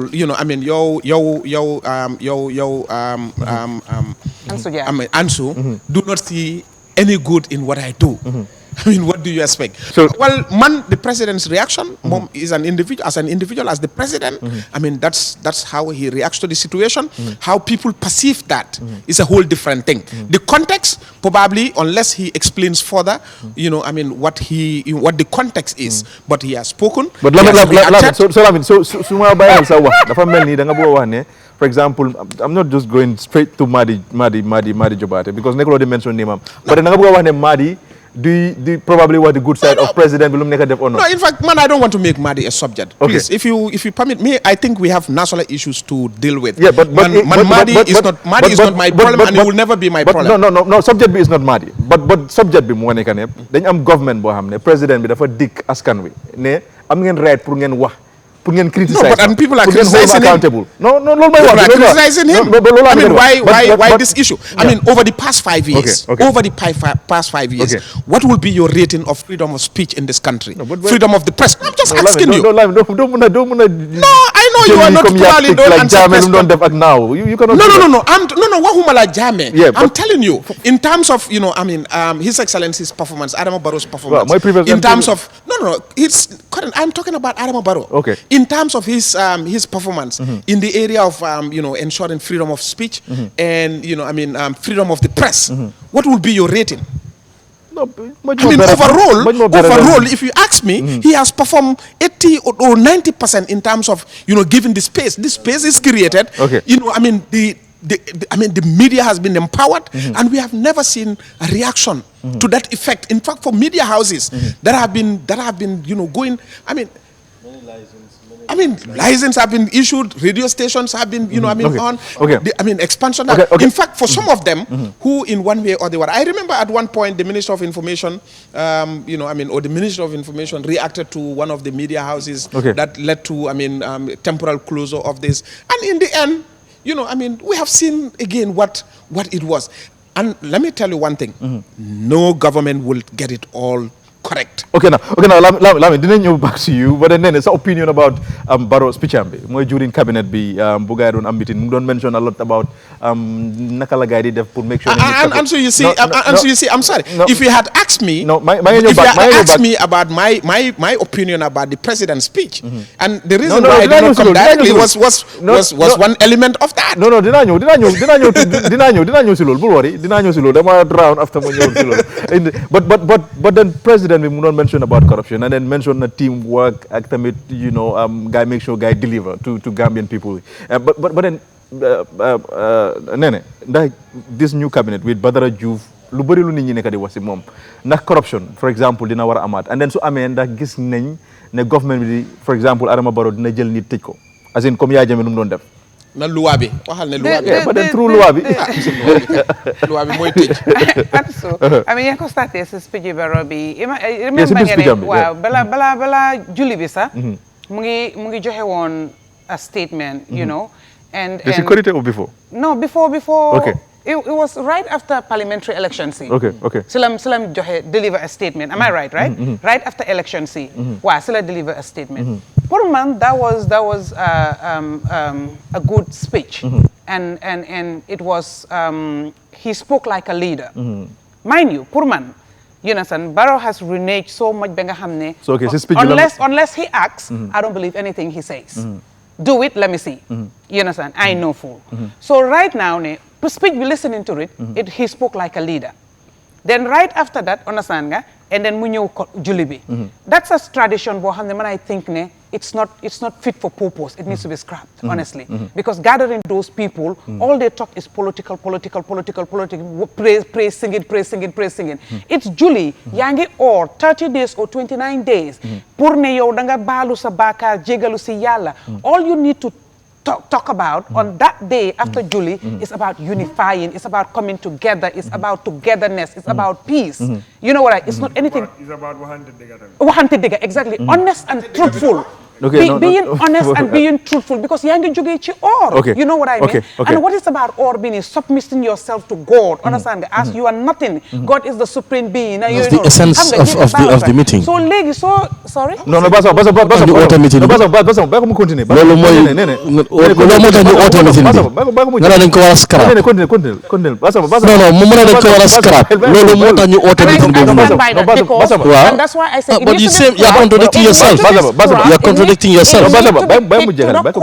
Because the you're contradicting yourself. That meeting is being called, they don't use they're using that. That's the purpose. Absolutely not. In my lot of word of wisdom were shared. Why you contradict you have ear problem, but give me the good one.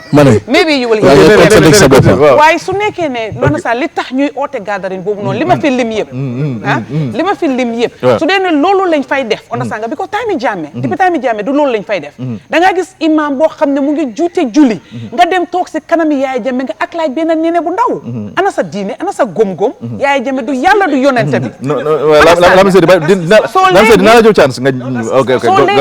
soo léegi su nekkee ne ñoom dem nañ foofu noonu understand nga defuñ waxuñ fa dara lu jëmle si yëfi bennoo bokka diine ay yooyu noonu waaye di pressing naka Adama Barrow and then pressing ko ba nga xam ne moom feel na ne dina taxaw foofu noonu understand nga benn nit understand nga Barrow is the president for God's sake I mean you are the president like they ask you about the president's speech they ask you about the president the question is about the president's speech not about this no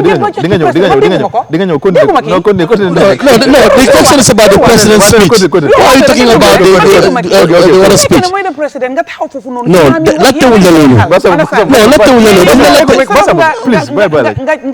nga jam sa si li gaay di wax noonu pour won dëkk bi yëpp ne julli nañ xam naka or nañ 30 days lu bari passé woon na waaye comme que ci or biñ jógee nii ak ñaan yi ñaan nañ leen jéem a baalalante because weeri ko la ñëpp de baal ma baalal naa la baal ma baalal naa di nga gis ñoo xam ne tongoo nañ at naka 11 months benn month boobu noonu ñu juboo ko su dee after month bi sax dañoo tongoowaat sax then they give it up for the sake of that month so that it is naka weer boobu noonu cër boobu noonu la am noonu la important so su nekkee ne important ne yow président bi da bokk support your table amuloo dara loo wax understand nga li nga wax yëpp understand nga ok you will not tolerate the business yëf yi ni mu daan demee du melaat noonu lu bari dafa am pour change corruption bi ñàkk yar bi ñàkk a ñëw liggéey bi I agree with all that. No, don't agree. I agree the event is not useful. All those things are rampant. Corruption bi maa di doon wax. Understand nga moom si boppam wax na ko ne am na te loolu noonu dina make sure ne moom nguuram dina ko xeex. No, I mean, Nene, you are misinforming the public. I mean, you are misinforming the public. Let me say. Let's face the reality. After now, let's chance ngeen wax. No, but we cannot also allow Nene. No, after the we cannot also allow Nene to mislead the public. Or deviate from the after di nga ñëw Nene kay Nene jégali ba sa bopp dañ ko lifin because of time bi Nene acha xam nga da nga war a waxal ñii ne maa gën a mën a interrupt koo gis non it's okay waaye dama leen gënale bi ñoo wax ma noppi di leen déglu waaw soo waxee dañ la laajte presse bi la laajte speech bi lu baax lu président non Nene because of time Nene because of time bi now so léegi man pour man suma problème mooy li nga wax noonu yëpp nit ñi di la déglu nga ñëw ba foofu noonu understand nga su dee doole ngaa jaay du ci maa di nga ko war a jaayee understand si ñi nga ko war a jaayee mooy ñi nga xam ne ñooñu nga empower ñooñu nga jël jox leen pour ñu liggéey te nekkuñ di ko liggéey ñooñu nga war a dem jaay doole ñooñu nga war a defaranteel so man pour man I think that it was becoming of a leader a president of a country pour taxaw on a platform national platform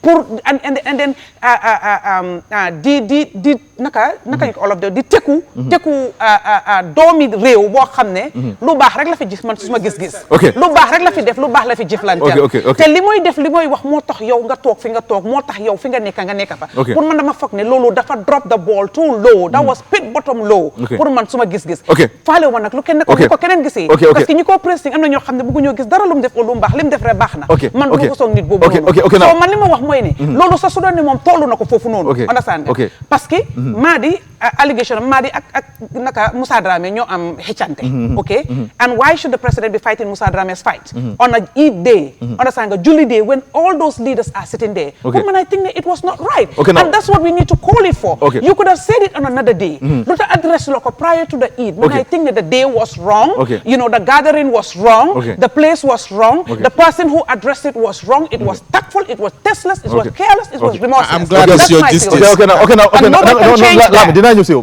I'm just glad no Ansu you see I mean Ansu nga baala ma tuuti rek I am not politicking but saying it as it is no I mean you know the problem that we have as a society I mean we're a cultured society I mean and I mean you know for example tey gis nga comme nu ma doon wax it's not an attack on Nene or whatever I mean when we came to this event we had to sit over 30 minutes waiting for Nene if this was a government official probably she would have been jumping from one end to the other blaming them we blame people for the very things and you know I mean the very things yoo xam ne ñun suñ boppa that's what we do behind the scene and that's the dishonesty in a lot of Gambians pour man you see Ansu tey man ak Nene suñ amee an issue or any other person ñun suñ culture and everything taught us manners yoo xam ne that's how we are supposed to comport ourselves and that's how we are supposed to I mean address these issues I felt ashamed that my child will watch Nene addressing you know I mean a state a state man president of course Degala you know is our servant I agree and I feel always ashamed reading from even Madi the way in the manner he addresses people I feel ashamed I thought that ne man suma belief mooy ne we could have done better understand we could have done better I mean mun nga address matters si yar ak teggin understand nga si yar ak teggin and this is what that's what we have all over the world there is no country in the world boo xam ne this situation don't happen but again also we are picking isolated cases and building mountains out of them understand pour man whether it's wrong or right whether the timing was right or wrong I'm saying dëgg la you know I mean depending on anybody's justice dafa depend on you know I mean naka la happen man tay man even if I am to talk We're to still the beating president around the bush and not calling things the way they are. No, that's what it is. Just say that. Lamin, and I'm saying, I'm saying this. I mean, well, that's no, okay. Lamin, continue. You know, I mean, that's very okay with me. If Nene behaves that way, it wouldn't be different from anybody that he is blaming. But man, believe that any person, ko hamne, jël nga microphone bi, nga am the privilege of sitting, you know, I mean, nga am the opportunity of using any medium. The best that is expected of that person is to communicate to the masses with facts and figures and remove sentiments and personality issues in all that we do. Okay. And this is the situation in the Gambia. Every person today, for example, ko hamne amna the opportunity, you misuse, you abuse, and forgetting that there are people ñi nga xamne ñu ngi jàng ci ñom ci yow yang leen wara yar yang leen wara wan but when you speak they said I'm speaking as it is. Anybody can speak as it is. Man as a practicing Muslim, not perfect anyways, lu ma suma diine jàngal mooy yar, respect for leadership. And when we said respect your leaders, it doesn't mean you cannot tell them the truth. But that's what is happening. That is what is happening. In many instances. What the leaders are doing, we are not telling them. The amount of that Muslim does not tell us in the that. people who have the opportunity to speak. So please, let's not even get to the religion in the side. people who have the opportunity to speak. Let's not get in the religion side. I think really, I mean, we should be able to change our manners and really address state issues. Remove sentiments. That manners need to start from the president, because if the president addresses people with respect and civil discipline, because of time, then he gets the same thing. But you don't expect the president and he treats people anyhow. You expect because he's a leader with even that way. You're listening to president House platform and then say derogatory things to leaders as well. And nobody is talking about it. Like the law. Come on now. So that's dishonesty. So Lamin, so opinion about speechy president bi ci cabinet bi mention na corruption and that knowing ne cabinet bi the likes of Badara Diouf la ñu am and others da yaa ngi gis events yu don't happen with the previous cabinet in terms of corruption ak yooyu na dina repeat that again. Okay, soo xoolee speech président bi ci swearing in bi speech boo xam ne la ñi nga xam ne sax bëgguñ président bi wala ñi nga xam ne ñooy fiercest critics am si welcome nañ speech bi waaye dañ ci jiital caution mooy dañ ci moytu tamit kon li ñu wax mooy président bi li mu wax baax na waaye ndax dina ko def wala du ko def waaye man, I see a lot of goodwill on the side of the president, a lot of, let me put it this way, political will on the side of the president to put across some of the things that, these are not mere statements, because at the end of the day, I think, man, lima gom moy, president bi, xam na ne lii liggéey buñ ko jox du liggéey caaxaan man loolu laa believe ne lii dul caaxaan te jàppeewut ko caaxaan te ñi nga xam ne tamit ñu ngee ñëw mu ngee expect a lot from them two things comme deliver mooy ngeen liggéey delivery bi is fine of course dem na to the extent of create na a special ministry boo xam ne daf ko dedicate to delivery rek mooy civil servants yi ñu liggéey I think that is a good move you know I mean you can say debate that loolu mun nga koo debate ne okay why create a special ministry for the civil service when you have the secretary general ak minister bi wala secretary general kan mooy nekk boosi kan loolu all of those things you can debate that but at the end of the day li mu bugga mooy civil service bi mu dox te civil service bi I think ne president bi am na duty am na responsibility in terms of liggéey am waaye nit ñi tamit they have to be honest to themselves yow di nga toog sa kër ba 10 o'clock ngay jóg nga dem liggéey balaa 3 people are in this country are lazy man mi nga xam ne liggéeyuma nguur sax I can attest man si private sector nit ñi Gambian bëggul liggéey Gambian bëgg naa noos dina noos su amee ngénte mu dem noos waaye pour mu liggéey loolu du problème bi président Barrow because suñ la jëlee ñu jox la liggéey ne ok da nga war a liggéey yow da nga war a respect sa boppa respect dëkk bi respect taxpayer bi nit ñi seen tax lañ dee jël ñu fay la so lii is a collective responsibility boo xam ne ñëpp we have to be alive to it in terms of the issue of corruption yes president as the leader you have to be firm war ngaa dëgg trop because corruption moom fu nekk every society boo dem di corruption dina am waaye in terms of naka ngeen a adressé issue of corruption bi it starts with the leader political will bi war na faa nekk mooy leadership bi pare pour xeex li nga xam ne mooy corruption te président bi li mu wax mooy state resources ñoom loolu lañ leen dénka mooy nit ñi seen xaalis bi dëkk bi suñ resources moom lañ jël ñu dénka leen ko so loolu yow mi nga xam ne yaay leader bi you have to know ne loolu dañ si war a taxaw and président bi wax na loolu mooy mu ne dinañ enforce wala dinañ implement measures bi nga xam ne moo jàppa laws yi loi yi nga xam ne yooyu leen tëral si and that has to start with the issue of an anti-corruption commission war nañoo am loolu let's try and get the bill passed bill bi wala loi bi nañ defar loi koo xam ne yow soo sàccee wala nga dugg si corruption dañ laa tëj for life wala ñu jël la ñu hang la publicly other countries are doing that I know ne loolu doo ko mun a isi fii because you have human rights defenders like Madi Jobaate they will not want anybody to be executed why at the end of the day suñ amee like loi you wouldn't want that Lamin suñ amee like loi no maybe that is very extreme thank you that is very extreme waaye liñ war a def mooy loi dafa war a am because Gambia xam nga leena moo te loolu du président Adama Barrow kese gis nga Yaya Jammeh nu mu doon doxalee président Barrow du doxalee noonu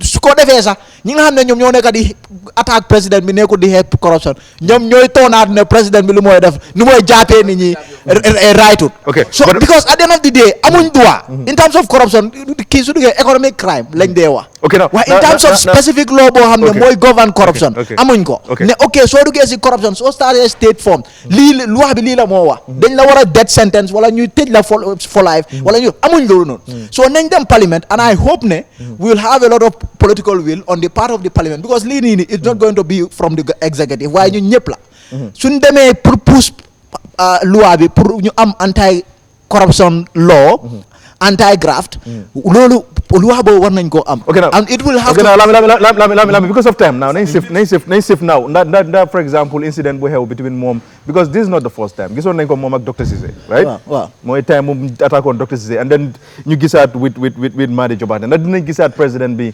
doing the same thing and then gis nga leena ma wax la loolu noonu président bi am na right pour defend boppam gis nga président nañ waxante digga président dafa am right pour defend boppam te loolu fu ne every society la ngay am di nga gis or even these advanced democracies di nga gis président yow soo ko nee na su fekkee koo xam ne daf ko dee sonal all the time dina ko mention ne kii daf ma dee sonal kii daf ma dee attaque ok now Lamin président bi président bi si venue bi dafa ne gars yi and then key is a president waxam dafa am doole xaaral dafa ne nañ bàyyi xel kenn ku mel ni Madi Jobaate waaw loolu loolu simple statement la boo xam ne not simple Lamin I'm not building anything Lamin kii si may ma man am being neutral fii ba dama bëgg ñu analyse speech bi dafa ne kii nit la koo xam ne suñ ko bàyyit xel mun naa indi fitna ci dëkk bi now we know ne Madi is an activist xam naa nit la rek mun naa am sometimes daf day jël sides man du ma ko judge but then yow based on speech yi président bi well mun ngeen def judgment boobu noonu but lu ma mi nekk di wax mooy ndax président bi speech boobu noonu mun ta spark something lan la moo spark man munta I think ne man déedéet maanaam dañ ma laajte maanaam giving my opinion gis nga man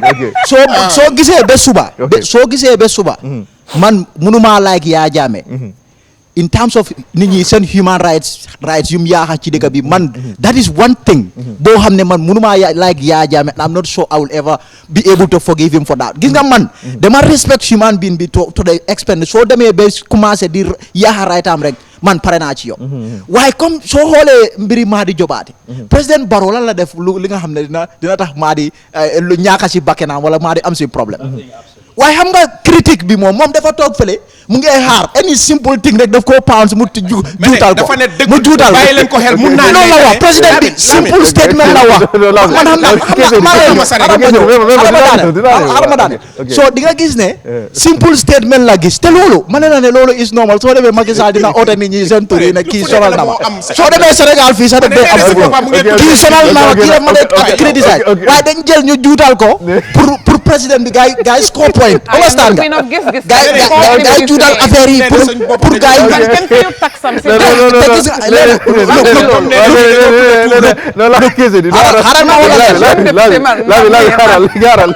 loolu moo fa nekk loolu moo fa nekk ok basa loolu moo fa nekk sa opinion say mu ne juutal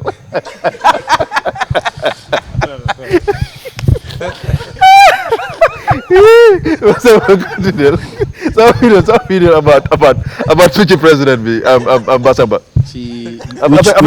Madi bi sa input about that. President which speech? No. Ñëw si Madi first. Eid day bi waaw balaa ñu ñëw non why Lamin li kese li is important. It's important because it's not a centered around Madi Jobaate but it is in general. Super important. Yeah. So Basamba. Super important. Basamba. Wow. People can recuse themselves to talking about Madi, but we will talk about him. Yeah, we will. Madi Basamba. Mike. Okay. Wàllu ba Mike bi. waaw ma ne li ma bëgg a wax mooy you see this society our problem is ourselves. We're not honest to ourselves. I am a human rights activist. There is no other human rights, there is no better human rights activist or maybe exposed. I'm not saying in terms of experience, but I study human rights in the best university in Europe, in France, in Sciences Po. I can proudly say that. And the only second Gambian that study human rights. What does that make you? And most of yeah. So okay. Yeah, exactly. See, most of these activists. But who has it defended?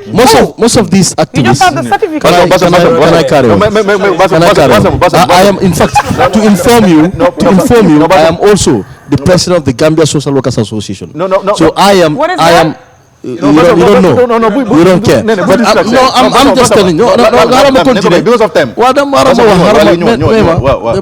Intentional is trying to distract me, but I won't allow that. Absolutely not. So today, affair, you know the reason why I mentioned it. Today, it nitla. Nyumako today even then mako gena ham. Genu lo mako buga. Okay. Exactly. Understand? Every day, writing in yelare tahawal.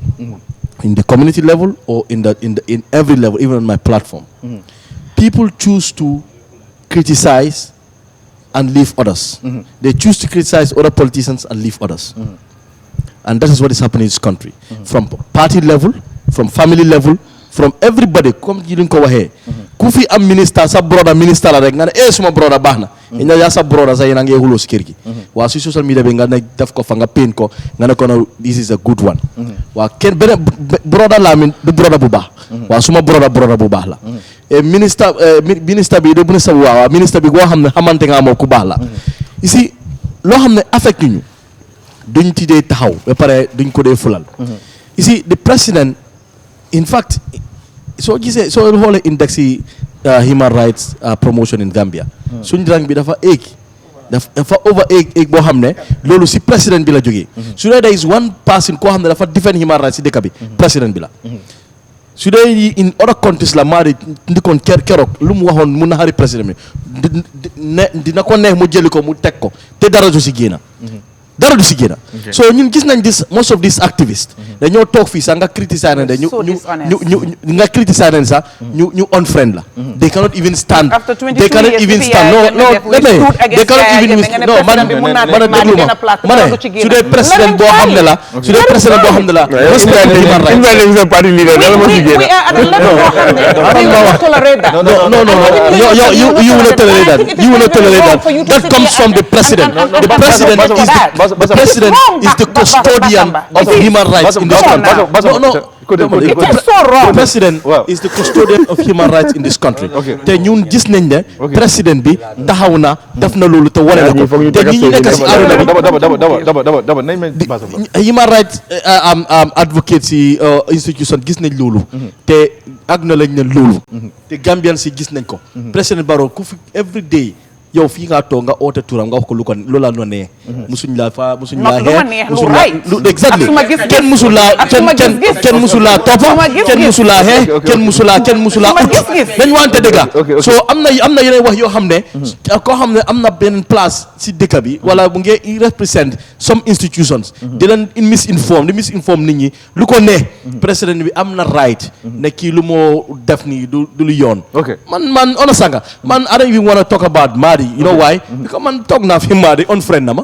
Why? Because you know what I mean. So unfriend on Facebook. So you know the thing is that these people, you this nanya. So you have a personal vendetta, right? No, gis nañ fi lawyer Dabo talk na fi ci télé bi.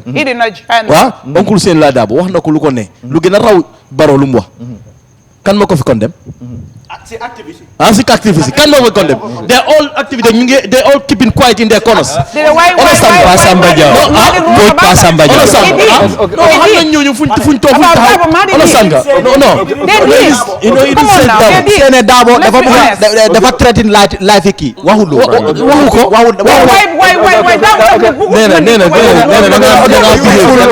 Dabo the president? No. Are we paying our taxes to Dabo? No. He is a powerful person. I want to say the president. dama daaneel non asu dama daaneel waaw benn ma daaneel gis nga yaa ngi justify Dabo lu mu wax ok ma continue ok condemn ko ici Basamba Joel sa point. Okay, so my point mooy we are not honest like Lamin said as a country to ourselves. Starting from you. From every level we are not honest to ourselves. ñun ñoo xam ne am nañ fi baat most of the time we look at lu ñu favor ak loo xam ne dafa àndaa suñ liggéey ak ñoo xam ne ñoo nekk di pousse and you see most of these institutions that are giving these human rights so-called human rights defenders money dañ am an agenda ok te dañ bëgg ñu wone ne ñu ngee def dara so all the time dañoo dugg seen Facebook loo xam ne jar na wax jarut wax dañoo toog di ko wax. Okay, now nañ shift to speech Barrow bi si cabinet. Wow. Now the issue of corruption ko doon wax ndax gis nga this new cabinet ñu avoid for example or let's say the government of Adama Barrow wara ñu jàppaleen ci problème yi ñu ñaaji corruption ak yooyu noonu. Of course président bi wax na something at the time loo xam ne daa mi wax na ko loo xam ne ñun ñëpp loolu lañ doon séntu si moom. loolu lañ doon bëgg a dégg si moom. te wax na ko. mu ne corruption mooy suñ problème in this country. te mu ne corruption du ko bàyyi noonu. but lan mooy sa opinion suma opinion mooy I think the president is ready to combat corruption. Why? President bi dedicate na a special ministry to look at the performance of all the ministries. And that is for me president bi war a toog xalaat loolu noonu. comme am na lu mu bëgg a achieve. benn si ñoom wax na ko mooy corruption. because problème bi mooy performance waxoon naa ko fi ma ne soo demee tey Serekunda hospital. yaa wasoon Gambie mosoon ko fay génnee. toilette baa ngi tilim. kenn defaru fa dara. Do you blame the president? You blame the people that the president put there. So president ministry bu es bu defar. dafa bëgg pour loolu mu nekk oversight ministry boo xam ne he is going to look at the performance of other ministries and all of the departments. But do you see ministry boobu muy hold accountable? No, just to have the intention to put it there. Now it is up to those people. Pour ñu jël responsibility boo xam ne président bi daf leen ko jox. léegi koy blame président bu jógee ba am éene. ba taawal ministre boo xam ne dafa war a look at the ministry pour ñu liggéey. léegi problème bi kan la président bi la na ñu fa nekkal. So president bi tànn la ñu ngi laa fay salary ñu ne nga xool liggéey yow defuloo la war a def. and then you want to blame the president. Okay. That includes the ministers. That includes choosing the people. So we only look at the president. We're not looking at the people that ñoo xam ne ñoo am responsibility. From permanent secretaries. So this ministry is going to look at the performance of permanent secretaries. It's going to look at the of course. Okay. At least there is a political will. There is a political will on the side of the president to combat corruption. Okay. So opinion about speech president the first cabinet and then you see issue. Samba. ma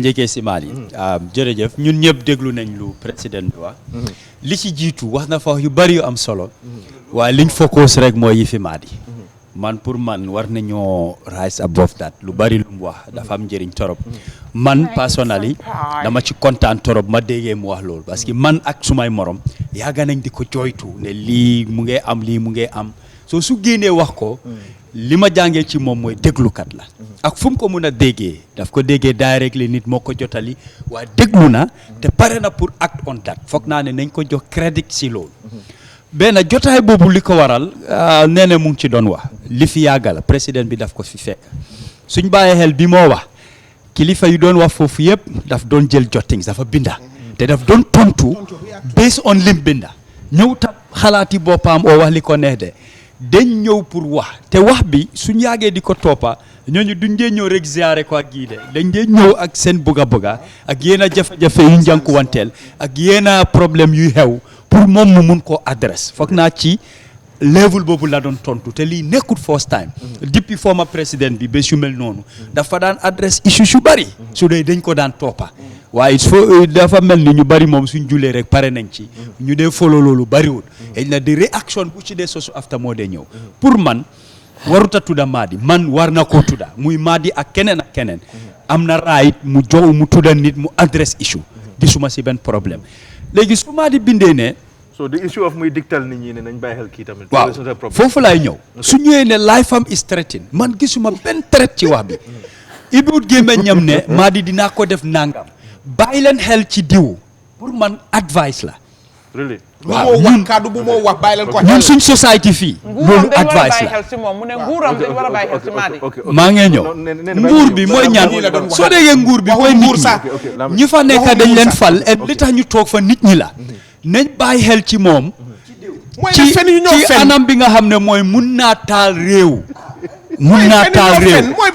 wax boobu nañ ko xool benn soo ne sa raay dañ ko traité mun nañ laa rey mun nañoo taal sa kër Gambia ñun amuñ jikko boobu indi first place loolu du suñ jikko waxuma ne duy xew feneen de waaye fii Ansu li moo xew rek nañ dem taal këram ñun meluñ noonu yarewuñ ñu ci loolu soo bu ñu isil loo xam ne du suñ jikko man Madi mu ñoo tuumal loo xam ne ñun meluñ noonu en président bi santut kenn ne dem leen def ko dafa ne nañ bàyyi xel ñun fii foo ko dégg rek advice la it's more of advice than threat nit ki su laa threat du wax bàyyi leen xel dafa ñëw directly hitting on the ne nangam nañ def nangam man loolu lay jël as a threat waaye buñ ko jël ne loolu threat la ñaareel nañ xool jikkoom man ma ne président Barrow du rey sax melentaan fu ma toog mun naa ko wax du lu ma nit di nettalil dama interact ak moom jànge ci moom lu bari xam ban façon nit la mun naa ne démba xaw ma ko waaye tey xam naa ko du nit koo xam ne dina xooxatal nit parewut pour lor kenn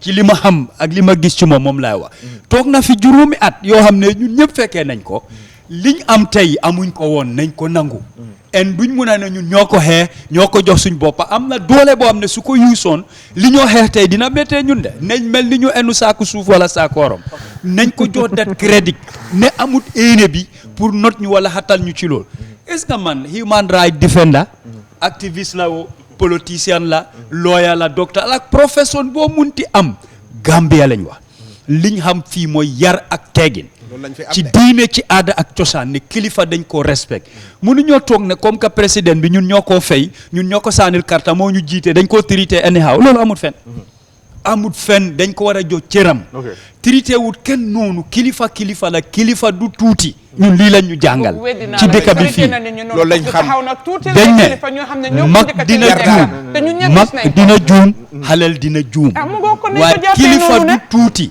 soo déggee ñu ne la kilifa du tuuti number one fi maa waxee si wàllu diina kilifa su juumee doo ko adresse publicly dama laaj ko borom xam-xam da ngaa dem ci moom nga edda ko soo fi ne la yow activiste nga da nga am right yow kenn am right ñëpp am right man activiste laa dama war a wax lu ma ne ku nekk mun naa réew su dee réew la waaye du yóbbu dëkk bi fitna mooy bari ak tolof ki nga adresse dafa am njaboot kilifa la am nañu ko toppatam gom ko seen njiit la foofu lañ war di xoolee mun ngaa adresse li nga xam ne moo rong waaye ma ne si yar ak teggin waaye doo génn a wax nu mu la neexee yow nga fi ke léegi nit ñi dañ la war a bàyyi noonu kenn du la tontu ma ne tudda turi nit nga adresse ko ci dara man gisuma fi benn problème bul wax ne dañ la traité loolu du suñ jikko taal këri nit rey ko léegi nañ dem si speech yi président bi mooy bu mu doon joxe ci cabinet bi ndax gis nga the issue of corruption for example current government bi war a ko mën a takku waaw man li mu wax yëpp loolu moo ma si gën a ñor corruption kenn du sañ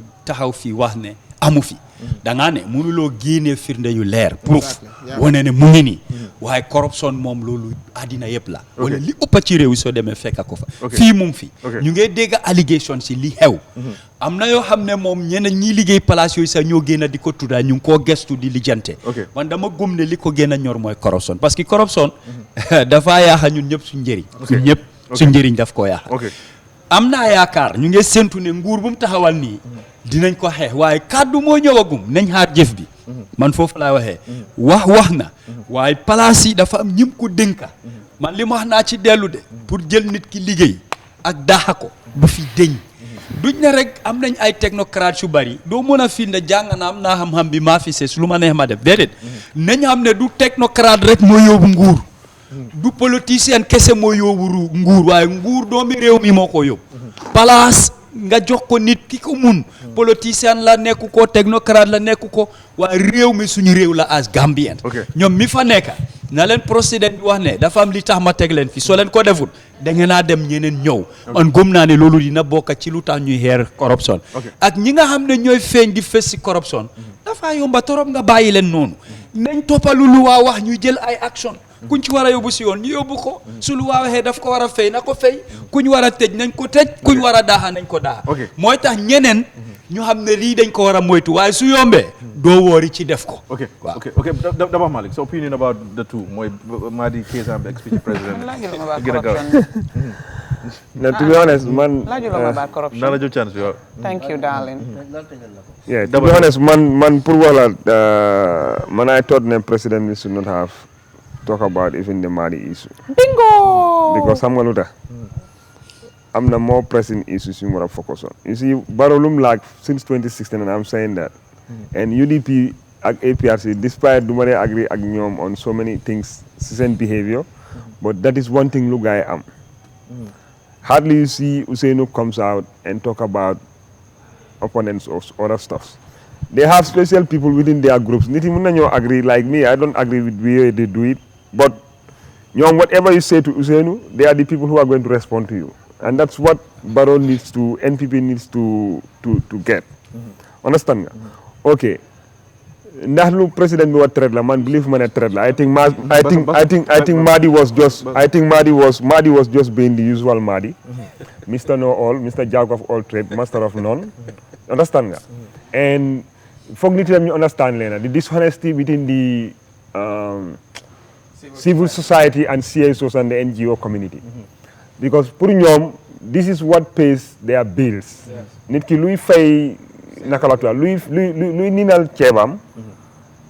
Su nekkee sabar mooy ninal jëbal naka la tudd tegakati sabar mooy ninal ceebam su ko sitee dara sa dafa sabar. Because foog na ne ku romba dina ko jox dara. So the fact that ne président bi lo man agreement does not mean there was a threat to Madi loolu du dëgga. Foog tam ñu waxante dëgga. You understand? Xam nga civil society suñu bëggee nit yi jël lañ with seriousness. They have to be honest with themselves. Madi mu ngi wax corruption. Civil society moo gën a corrupt even government. Lamin Kay said he works in the civil society. Xam na li ma wax. Te man xam na li ma. Te man I told some of them. I challenge them to a national debate in an open forum. Ñu toog. Kenn du ñëw. Because ñoom ñoo gën a corrupt even people working in central government. Depuis 1965 ba léegi ñaata NGOs ak civil society ñoo fi nekk. Go to all of them. Ku nekk mu ngi sampat kër bu correct di dawal moto yu seer. The people that they claim ne ñu ngi dimbale ñooñu ñu ngi dee in poverty. So nañ su ñoo wax corruption. It has to be ne yow sooy ote sangu da ngaa njëkk a sangu ba set nga door a mu nekkati sa loxo. Understand nga?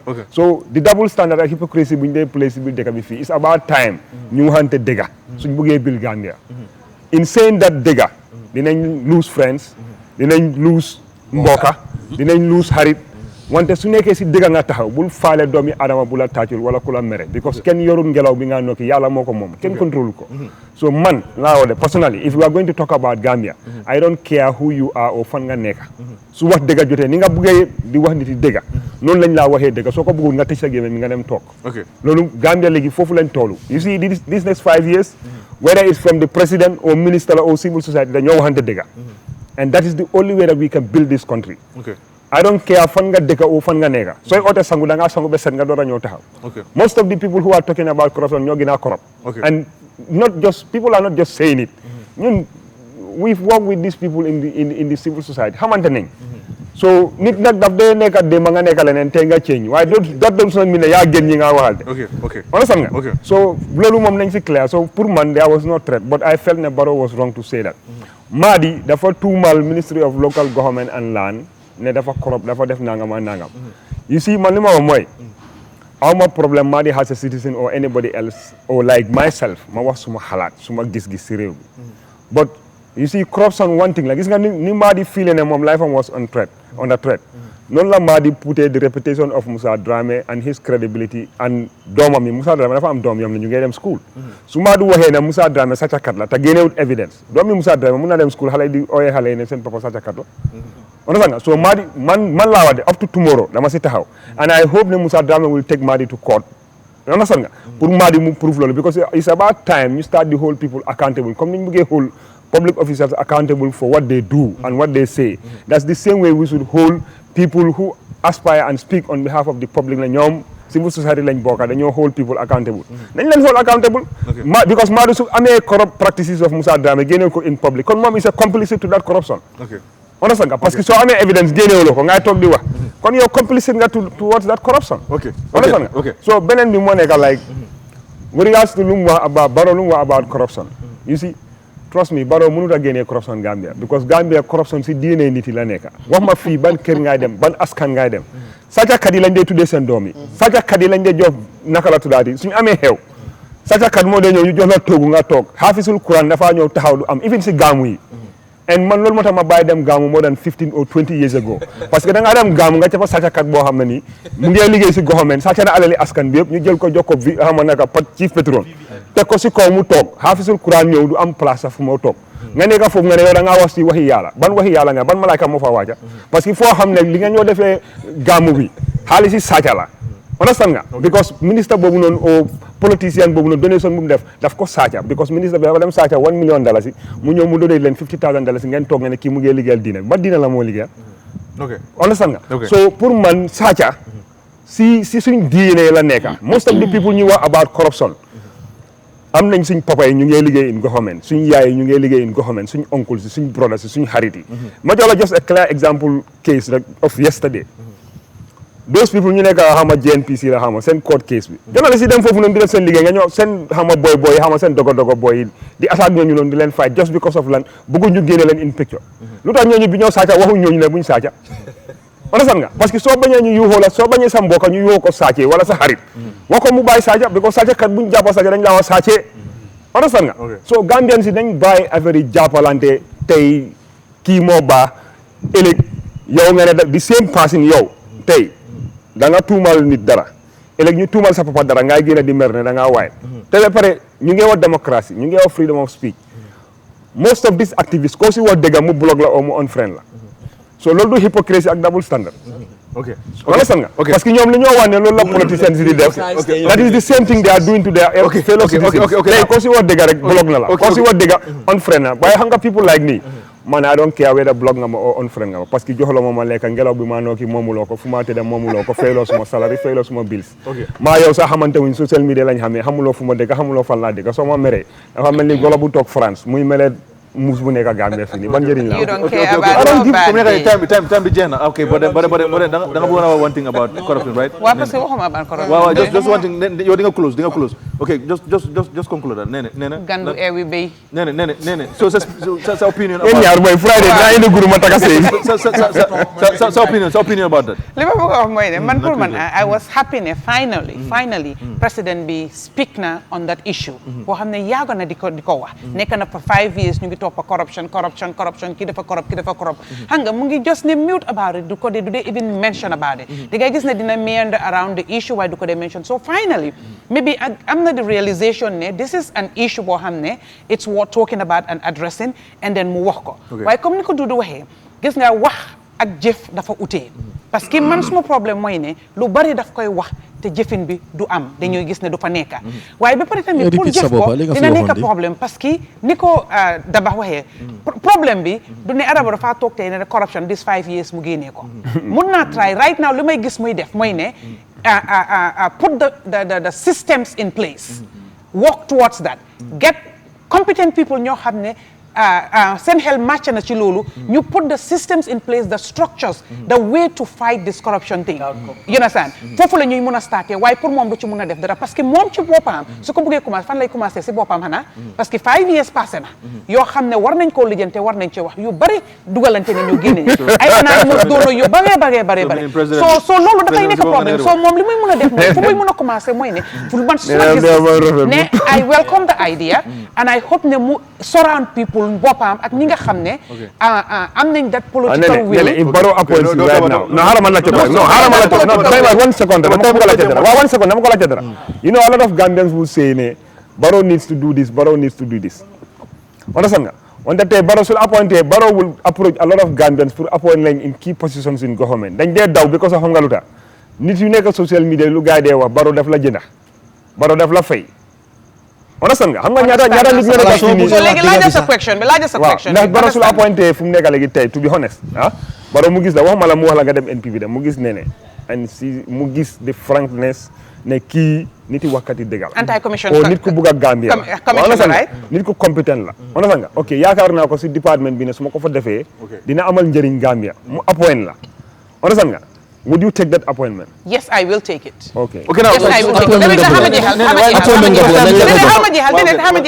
li ma wax mooy loolu man pour man suma gis-gis foofu la koy defee waaye du ne mun na cee def anything right now because li ñuy wax fii li fi yàqu dafa bëri ba nga xam ne lu waa yaa ngi fa waaye because system si ak structures moo nekkate su ñuy wax the west understand nga du ne nit ñi ñoo mel neneen waaye dafa nekk ne system si ak structures yi ñoo fa nekk ba pare there is accountability and there are consequences to actions because suñ ne lii bul ko def nga def ko for one reason or nga def ko dina am luy dal sa kaw waaye loolu moo fi nekk fii nag problème yi KMC jógee fii so nit ñi buñ am gars yi ko réglé ñu ne Barrow mu ngi target nit so Barrow jóg na fii muy handle KMC ñu ne mu ngi target nit da ngeen wax about corruption Barrow su waxee corruption ngeen ne dafa target nit buñ am this high dañu waxante dëgg Barrow su defee action defut action su jëlee action dafa target nit xam nga because at the end of the day Barrow moo war a stop themselves in this country dama bañ ñu déglu ma déglu fa ma waaye dafa important li may bañ loolu du excuse de wax na ko loolu du excuse de Barrow war na fight corruption li may bañ mooy at the end of the day nit ñi dinañ taxaw ne moo ko waxoon ne daf ko waxee waaye defut ko waaye nit ñi na understand ne mun naa am éene bi mun naa am the will pour def ko waaye du ne luy xew ëllëg la ak gannaaw ëllëg a dana because lii nii process la dafa nekk loo xam ne it's endemic in this country process la soo la ko nit ñi amee loolu ba pare it has to be a collaborative effort fighting corruption should start tomorrow man xam nga li may waxee fii ci dëkk bi du man kenn bokku ma ci moo gën du man kenn bokku ma ci moo gën du man kenn boy next Friday naa indi groupe yéen ñaar naa taka sey bi nee na Bassa ma foog ma taka sey bi dëkk bi ni bokku ma ci moo gën du man kenn ñu koy wax yëpp nee ba loolu xew because of president dina stop di host gis-gis de man mënuma yuhu oui ma la mi kese de léegi sa opinion about corruption yi président bi lu moo wax is it ne Yaya Jammeh naka ma ne Yaya Jammeh sax Adama Barrow Adama Barrow right now because maa ngi gis picture bi tey so moo tax but ñu ngay gis Adama Barrow for example in the next 5 years ne dina taxul problème bi and why exactly nga foog loolu noonu nga gëm loolu for example nañ bàyyi say wax nañ the political will in running of government doxalin nguur political commitment dafa am solo ñun mi nga xam ne ñun nekkoon nañ ci civil society luñ dee oote rek mooy ne the political will the mere fact that the president make a pronouncement ekkati na kàddoom bi wax loolu rek in most instances is a warning and I can assure you one thing Adama Barrow has flagged and dina dox tànka boobu noonu because li xew juróomi at bu passé dafa jànga te soo seetee naka la crafté some of the ministries tey wal na laa mun a wan ne kii am na lum jànga te bugga naa soppi doxalin for example tey the people that have been sourced outside. In fact, I'm glad that somebody was not. For example, some of these ministers, they are not members of NPP. Okay. Understand? So the ministry dedicate for not only performance but also about discipline.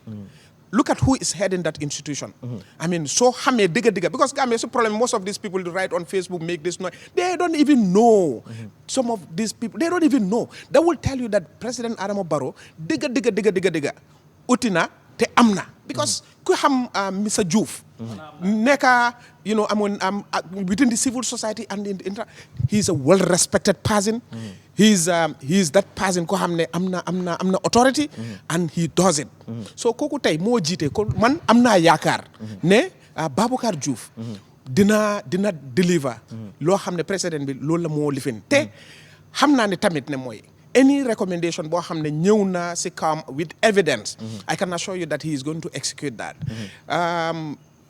dégg nga soo ma laajtee am na lot of measures yoo xam ne they were taken in terms of institutional reform but like Patrick Mulumba will said settle GPPA today becomes an institution of corruption te loolu noonu yoon la de loolu noonu an institution like government loolu la ñoo mën a def ñu ne nañ leen ut yoon boo xam ne noonu la ñoo mën a contrôler the flow of cars the leakages and so forth GPPA came tey everybody wants to be a procurement officer why everybody wants to be a procurement officer why but man am na faith I have faith that in the next 5 years for example down the line comme nee na nu mu ko waxee the institution reforms are there and this is one institution bang fa boo xam ne everybody knows that ne there is check and balance and I want to say this in terms of the cabinet in fact earlier I wanted to mention I don't know why Doc Nene said Dr. Demba Sabali su ma nekkoon munut why because well I'm telling you I just want to say this I just want to say this for example you know what is important right now for example the Minister of Agriculture ñàkkuñ borom xam-xam PhD masters holders and whatever almost 80% ñu nga xam ne xam nañ fa the rating is about 90% of them most of them am nañ masters double masters PhD and so forth and we are still facing the same problem now what we think is that there is leadership issue and to like that leadership wouldn't require you to be an agriculture officer and whatever. What it requires is you possess the leadership and control over that institution to make sure that there is delivery. I had a conversation with the minister and one thing he told me is this: whatever we do at this ministry, we will make sure that the end result benefit the farmer. Because you know what happened? You write the Ministry of you write proposal, the next minute, project. You see, so project we name, so neke Basamba. You see vehicles, Basamba 1, Basamba 2, Basamba 3, Basamba 10. Overhead cost of the project. At the end of the day, what is going to the farmer? Nothing. Now, so that's the leadership. And then, I will be so glad to come back next week. Topic and then Bibe benen yon ñu ngi jaajeufal Seydi Kane restaurant moom moo provide food si ak tamit Zion restaurant ñu ngi partner gaay foofu lañ nekk di defee gis-gis bi ba next week inshallah. Thank you very much. Jaajëf.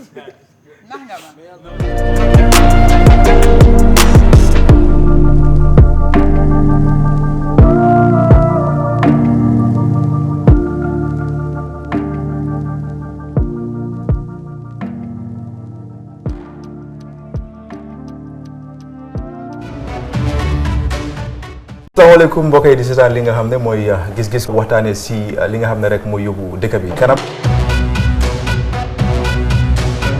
The Constitution provides President can declare a state of emergency in two circumstances. Now I believe Gambia security is at risk for invasion. He has a right. Constitutional as it can last for 2 weeks.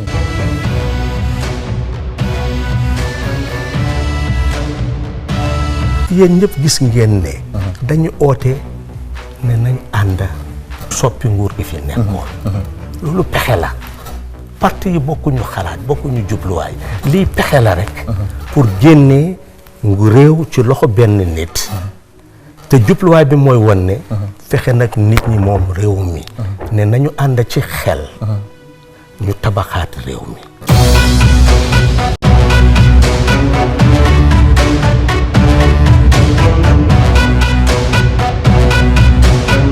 Gabi, you want to be humble and everything. Why you are not an ordinary minister in this cabinet? That's true, because you are head of the UDP.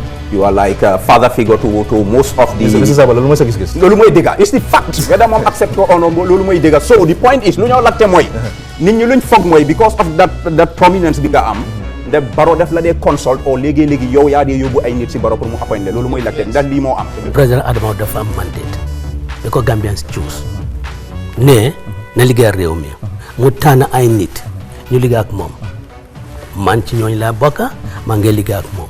ngaji ko ande mela ay mol ay tiñarol minke Gambia jang mol ka wole tan ka foko APRC fananda do tiñaro to la alle mu stade le so ka APRC ta kala image de da kotenge isaje fu Gambia no kotenge si la pati ni na kotenge.